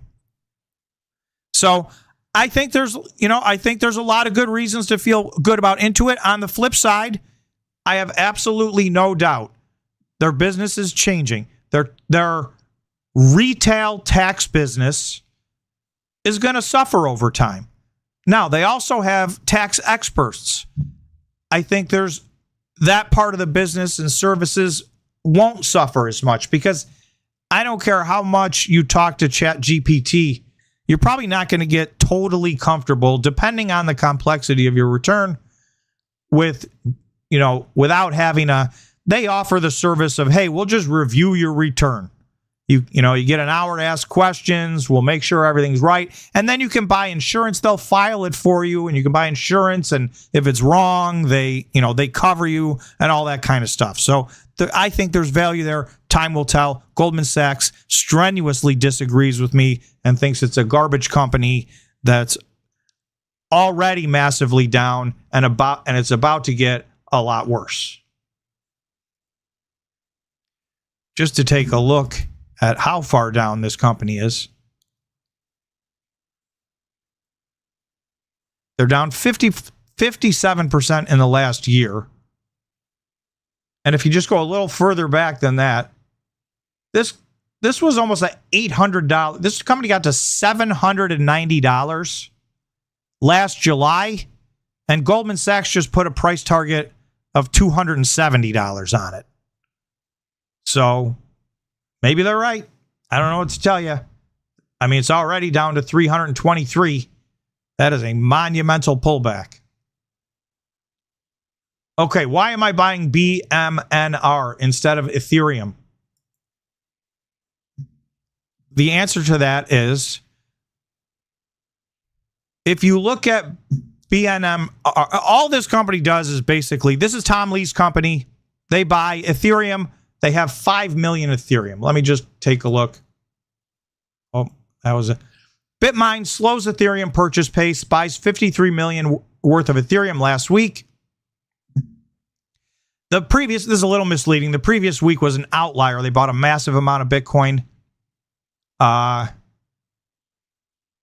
The firm now holds 5.42 million Ethereum, or 4.49% of Ethereum's circulating supply. When this gets to 5, they're done buying. So that's why I'm saying, when this gets to 5, they're not going to be raising money. They're going to be making money. They're going to be paying dividends. They're going to be buying back shares of stock. This is what Tom Lee has said the plan is with this company. They are now trading at 0.96x MNAV, less than the value of their Ethereum. So I've always said, to me, 1.00 should be an absolute floor for these companies, especially this one, more so even than Strategy, because this not only gets the appreciation dollar for dollar on the Ethereum it owns, but it also gets to stake the Ethereum. And when it buys its own stock back, your stock automatically gets more valuable. So this is under 1, and Ethereum is low. The MNAV's under 1. I would rather own this than Ethereum. That's just me. This is a little bit more complicated. I'm doubling down by buying a 2x leverage on it as well. But I think this company's going to skyrocket. Now, do I agree with Tom Lee? Tom Lee predicts Ethereum will hit $250,000. All right, that might be a bit much. George? 3,000. Be happy with that, right? Yeah, maybe 4 at the most. 250,000. So I don't know. He's gone mental on account of the chocolate. I don't know what to say. I will read through this and say what he means. He's not predicting that as year-end price target. But first, let's look. Is Intuit a buy or sell from here? 82% of you think this is a buy. 18% think this is a sell. We'll see what happens. I really, when I'm drastically on the other side of somebody like Goldman Sachs, I do like to write it down and pay attention and see how it all works out, because I don't know what their motive is for cutting that stock. Are you normally on the side with them or no? I mean, I try not to pay attention to most analysts, because they work for somebody and they have a job to do, and it may or may not have anything to do with making me money. So, with that being said, do you think you go through the same thought processes as an analyst? I'm sure we do a lot of the same things. Yeah, I'm sure a lot of you guys do a lot of the same things these analysts do. They're not, they don't have magic. They don't have a crystal ball. They got to analyze the numbers. Now, so depending on where this is in their depth chart, if you will, of companies that they cover, a lot of these analysts will go out and they'll walk the facilities. They'll talk to management. Now, they can't get inside information, but there's something about touching and feeling. You went and did that, George, at CleanSpark. You do get a better sense of things. But to me, I mean, you guys know. It's funny. I knew there were a bunch of putzes back then. No offense, but they were harem scarum. They didn't have for $1 billion company, you expect certain things. You know what I mean? Yes. And when I start talking to them about dehumidification, moisture, and then swamp, what was it? The desert air and how it's set up, and they had no clue. And that to me is like one of the most important things. And they had no protocols for static to keeping things in a clean environment. And their theory was, well, it's in the oil. Like, you guys are idiots. It's in the oil. It's in oil. It doesn't. Yeah, but if it's in the oil, the particles end up in the oil. And this is a part of downtime and efficiency. And, George has a water mediation company. As a byproduct of that, he's got decades of experience and training, and he's a expert in these. He's literally an expert in all of these matters. And so there is no doubt if, they could benefit from having a serious conversation with you, but they think they've got it covered. And yeah, but here's the good news. They're all going to flood at one point in time. They're going to freaking flood. Like I'm telling you, that's what I even said. That's why I stayed close with whatever his name is. Roger. I don't know. David, that's his name. And here's the other thing, Tom. They don't really act like a corporate company. It just seems like it's like a bunch of it's like the country club, which I understand, you know what I mean? But well, it's like I said, most deals get done in the strip clubs. You remember when I was telling you about that in AI? Yes. You know how it really gets done. It's nothing to do with who wants to go over to see I met this chick over to, oh my God, she'll blow your mind. You know what I mean? As well as other things. It always comes back to the posada. You know it. I know it. Everybody on the stream knows it. Bunch of horny old men. Sorry, Kate or Katie, if you're watching later. Yeah. Or now. She knows it too. Bunch of pigs. Sorry. Pigs. Men are pigs. Doug said, I just bought more BMNR today. All right. So we're on the same page on that one. And again, I'm buying the 2X leverages, which are risky. They're small positions for me, but, they are a lot higher risk because they're 2X leverage. And when things go wrong with those, they go wrong. So. Yeah. Did he give a time frame on that, Tom? 200. Yeah, let's just talk about this for a second because this is outrageous. The BitMine chairman said DeFi and AI could push the Ethereum network value into the multi-trillion-dollar range, making current prices future optionality at a discount.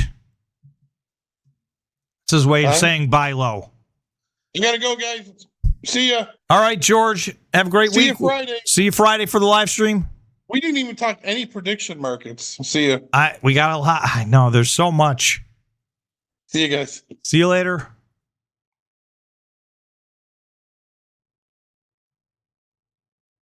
Lee said BitMine now qualifies for inclusion in the Russell 100 index and claimed its staking-focused model can vastly outperform holding spot Ethereum. So this is why I'm in it. This statement right here. If he's right, he's right. If he's wrong, then I'm wrong. Contending that current bearish sentiment marks a market bottom for both Bitcoin and Ethereum. So he's calling the bottom. Now, he's expecting significant changes that will eventually, so what's eventually? That will eventually drive its price up to $250,000. While Lee did not provide a specific timeline for that target, he did map out the infrastructure shifts driving the network towards that value. So, right, this is probably a 10-year target or a 20-year target. It's ultra aggressive. I mean, that means Ethereum is going to wildly outperform Bitcoin, even if Bitcoin hits, $1 million or $2 million.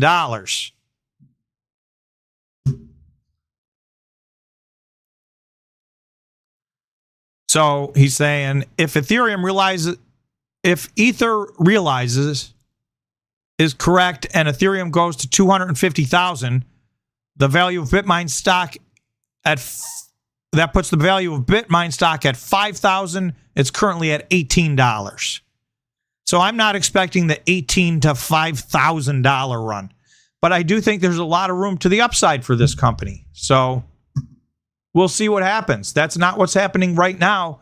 If we look at all of these charts, they've all been headed down. And, until further notice, that's the trend, right? If we look at the 1 day, I will point out this purple line that I think is some fairly strong support. This goes back to February 11th. We crashed on February 5th. It seems like February 6th because that's where the candle wick is. But in my time zone, this was all on February 5th. So depending on where you are in the world, some of this might have been in the wee hours of the morning on February 6th. Either way, that was our $60,000 bottom. A week later, I think we started to form really good support here at around 65,700-ish. And you can see, this held. This held. So we will see, it held. It did not hold for these 2 days right here. So there were 2 days that were an outlier. But other than that, this has held. We didn't bump into this yet. So that's going to be test number 1. Can we hold 65,700? The next line I got is at 63,000, and the one after that's at 60,000. I know a lot of you think we might even be going lower than that. We got to fail these 3 things first. Having said that, we have failed a lot of lines, right? We were up here 3 weeks ago, over 80,000. We're now at 66,780 something. So we'll see what happens. This is going to be tough. But the good news is, again, on a down day like today, Cypher hit an all-time high today. Iron was green. And somebody earlier mentioned Iron was trying to make a run and there was just too much force against it. And that is true. Iron was pushing $70 earlier in the day. It was up much more than this most of the day. There was a late day sell-off. All of these are off of their highs of the day, right down the board. So, but if you look, let's go. This is yesterday and today. So while you got Bitcoin down 8% in the last 2 days, right? That's a huge move down. Most of that was today.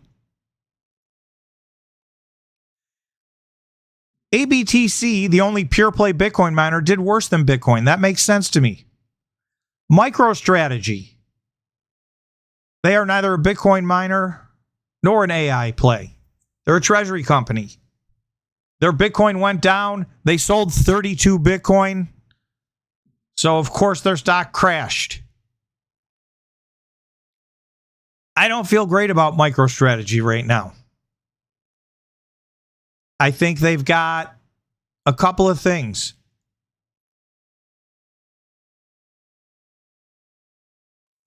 Let me find this if I can. If I go back, it'll be here.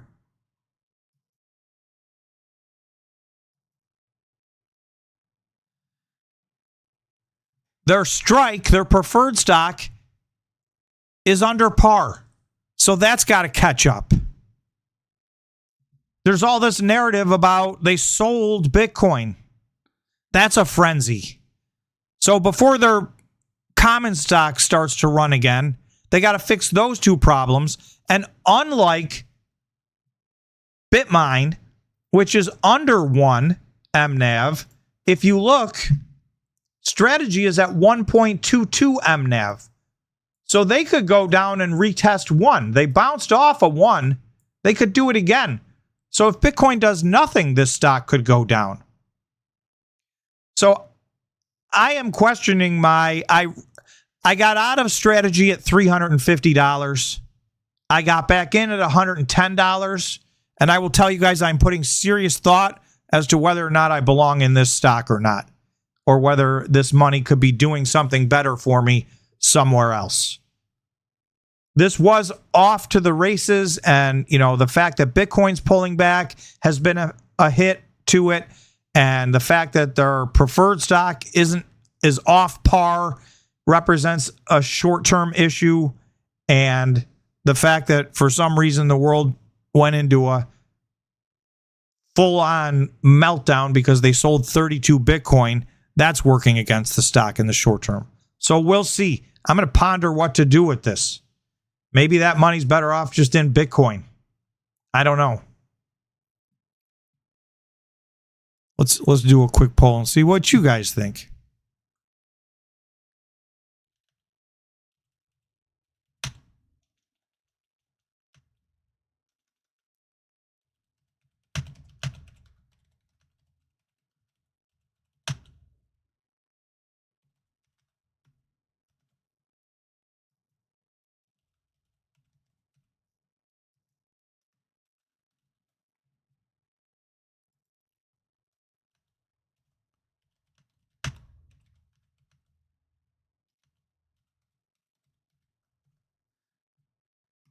So I'll just put a little qualifier. Which is the better investment today, and in the time frame of how they're going to perform for the next 6 months?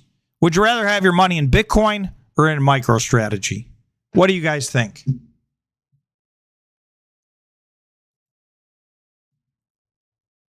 Okay, so looking at this, there were two underperformers. Bitcoin performed poorly. CleanSpark down 4%. All of that was today. Of course, this is only 2 days worth of activity. Marathon down 1%. Hive 0%. Riot up 1%. I mean, these were nothing. Cypher, like I said, Cypher hit an all-time high today. It's up 11% this week. Core Scientific up 8%. Keel up 8%, and it was up way more than this. This is another one that pulled back big at the end of the day. BitDeer up 7%, Hut up 7%, Iron up 5%, TeraWolf up 4%. And I just want to look at a couple of these. Right, Keel did not quite get.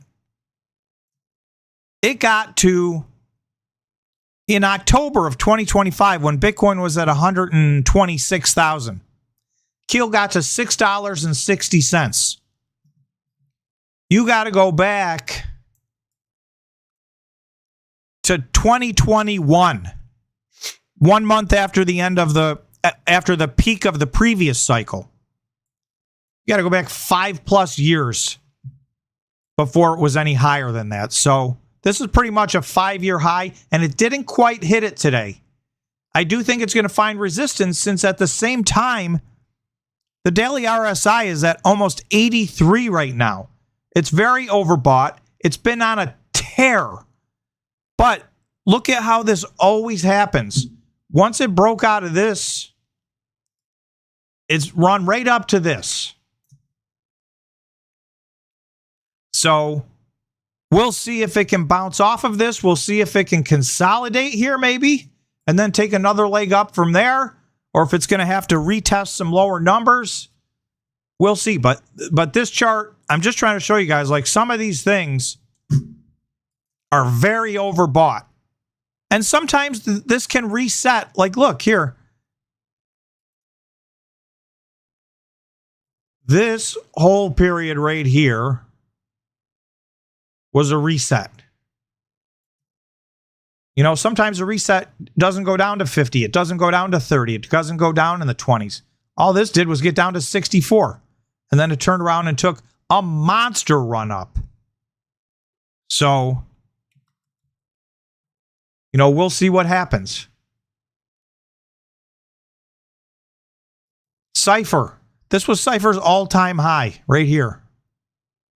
November 2025, $25.52. It closed at $26.29. That is a breakout. I would think this is going to keep running. It'd be nice to confirm this, or maybe bounce off of this line and run up.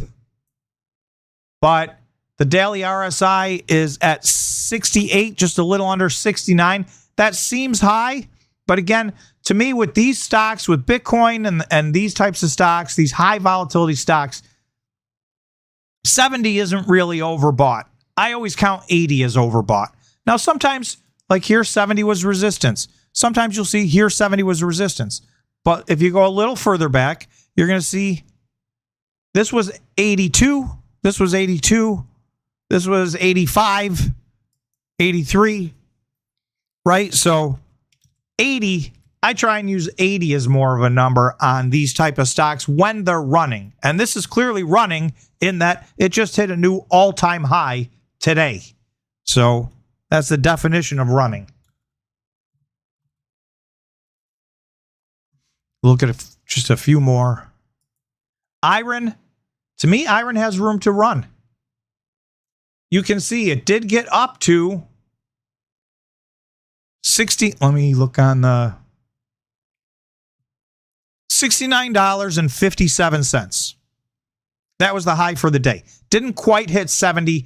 I think, right, this has every reasonable chance of bouncing off of one, if not both of these lines right here. This was a high they hit in October of 2025. They got even higher in November of 2025. To me, those are both in play right now, somewhere in that $75 neighborhood. I have not yet taken any profits on iron at all. I had planned on, I think I'm going to take some profits at $75. I think we're going to get to $75. I could be wrong. But with the daily RSI at 63, this has a lot more room to run than some of the other companies in this space that we've been looking at. So I think there's plenty of room left for this to hit that $75.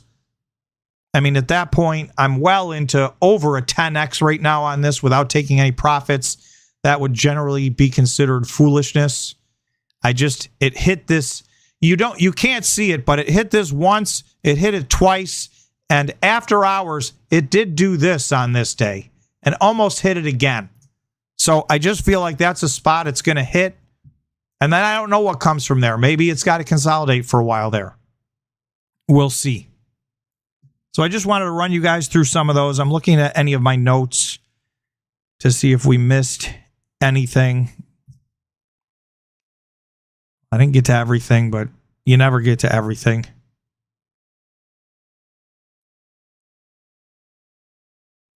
I do want to do one more thing. I looked at my list. I found one more thing I think worth talking about. Oh, all right. Two more things.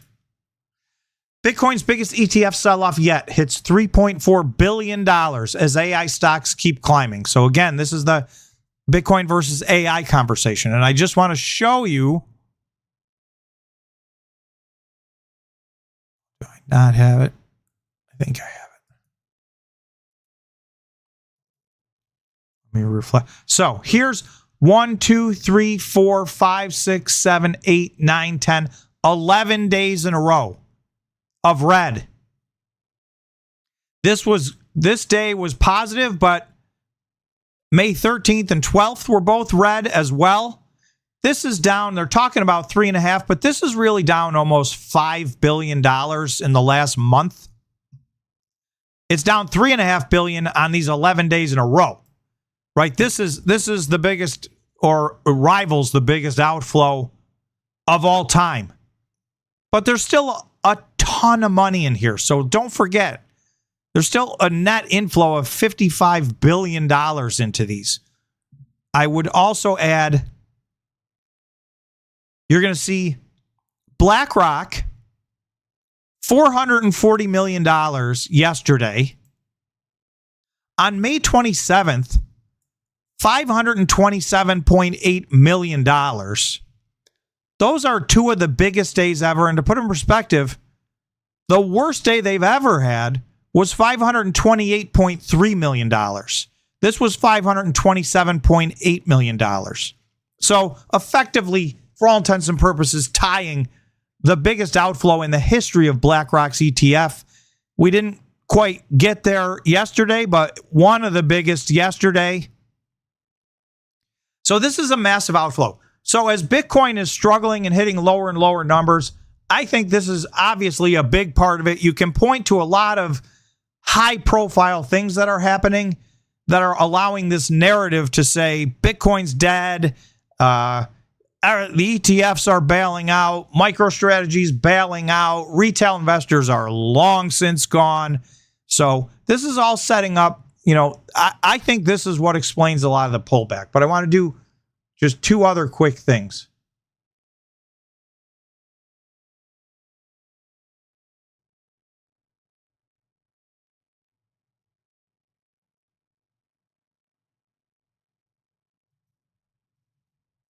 A massive 1.26 billion sale of BlackRock's IBIT was likely a rapid exit by a larger investor. So remember, we just looked at BlackRock 1, 2, 3, 4, 5, 6, 7, 8, 9, 10, 11 days in a row of outflow. Some of the biggest days of outflow. 3 of those were 3 of the 5 biggest days of outflow they've ever had. But, and this is not confirmed, but NYDIG rejects the basis trade theory, citing the large discount and the lack of an unusual spike in corresponding CME Bitcoin future volume. So it's saying the seller of the 1.26 billion IBIT BlackRock accepted a 2.3% discount or $29.5 million loss, signaling a priority on speed and certainty over maximizing price. And again, they reject the basis trade theory, citing the large discount and the lack of an unusual spike in corresponding CME Bitcoin futures volume. So this is all speculation, but it could be that there was one gigantic investor that was a big piece of this exit. We don't know. This is speculation. I'm just passing it along. The other thing on this is, so we got that. Bitcoin. So we were talking about Bitcoin's biggest ETF sell-off, $3.4 billion. Having said that, this individual from Bloomberg Intelligence says Bitcoin ETF outflows are noise as Wall Street doubles down on crypto. Recent Bitcoin ETF outflows look dramatic in headlines, but Bloomberg Intelligence Eric Balchunas says the broader adoption story remains intact. Latest developments. He's arguing that investors are overreacting to recent Bitcoin ETF redemptions.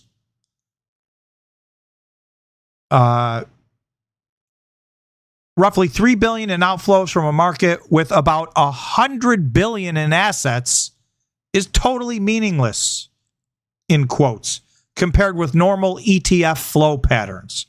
So I'm not going to say it's totally meaningless, but his point is, while there have been, if you look at this chart, that's Ethereum. If you look at this chart, it says there's 55 billion of inflows, but the price of Bitcoin is also up. So that's $100 billion of assets in these companies.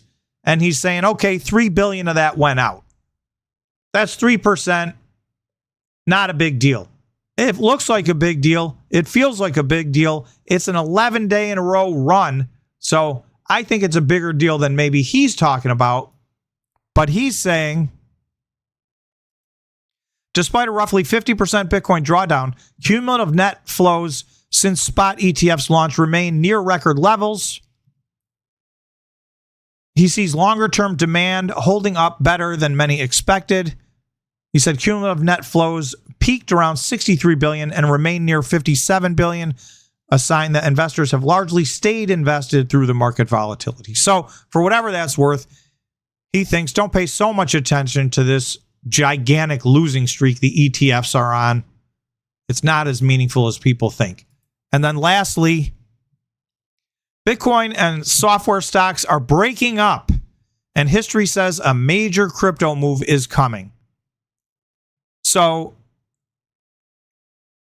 since April 10th, the iShares Expanded Tech Software Sector, ETF, has rallied 36% and reclaimed its 200-day moving average.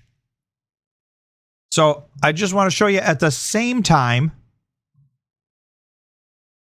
Okay, since May 14th, Bitcoin and the IVG have sharply diverged. IVG, which is the software stock ETF, has gained roughly 12%, while Bitcoin has fallen about 10%. This was all before today's activity, where it got worse,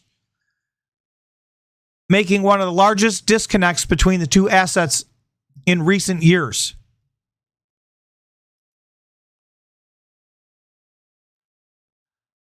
The software sector's weakness was largely driven by growing fears that artificial intelligence would disrupt traditional software business models. We've talked about this at length. The SaaS apocalypse narrative gained traction across markets, triggering broad selling pressure in software names like Oracle, Microsoft, Palantir.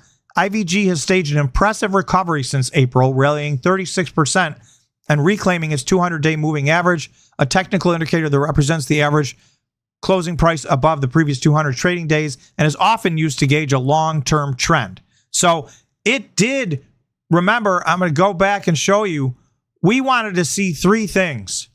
Well, it looks like we're going to go 0 for 3. On Friday, there was optimism. The first was, this white line is where the month of April closed. If we could have closed May above this white line, and you can see we were there on May 26th, but it was straight down from there. We did not do that. We failed. That would have been 3 green months in a row. Never happened in a bear market. That would have been a good confirmation point for a bull market. 200-day moving average. Again, you can see we were right there, banging up against it, but this has been rejected. We are now far from the 200-day moving average, whereas the software stocks as a group have broken above this and stayed above. So they're in a breakout. We're not. So that's 0 for 1, 0 for 2. The third thing we were looking for was maybe golden cross, where the 50-day crosses over the 200-day, but you can see the 50-day is now moving in the wrong direction. So we're heading further away from that, not closer. So I thought we were maybe very short term, had the potential to confirm some good things, but none of them happened. I'm going to say we went 0 for 3.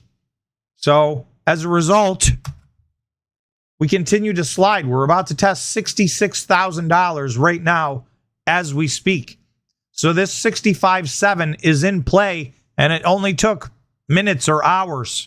We'll see if that holds up or we blow right through it. So there's a lot going on. Hopefully we got to a bunch of this. So which is a better investment, Bitcoin or MicroStrategy? 75% think Bitcoin, 25% think MicroStrategy. For me, I'm in both. I'm a lot more in Bitcoin than I am in MicroStrategy, but now I'm wondering, do I belong in MicroStrategy at all? I'm going to ponder that. I'll let you guys know what I decide. We'll end that poll. With that, I will say have a great week, everybody. Thank you guys so much for supporting the channel. Thanks for joining the live stream. Sorry about my voice is a little hoarse. I am a little bit sick, but no big deal. I'll be good for Friday. So everybody have a great week.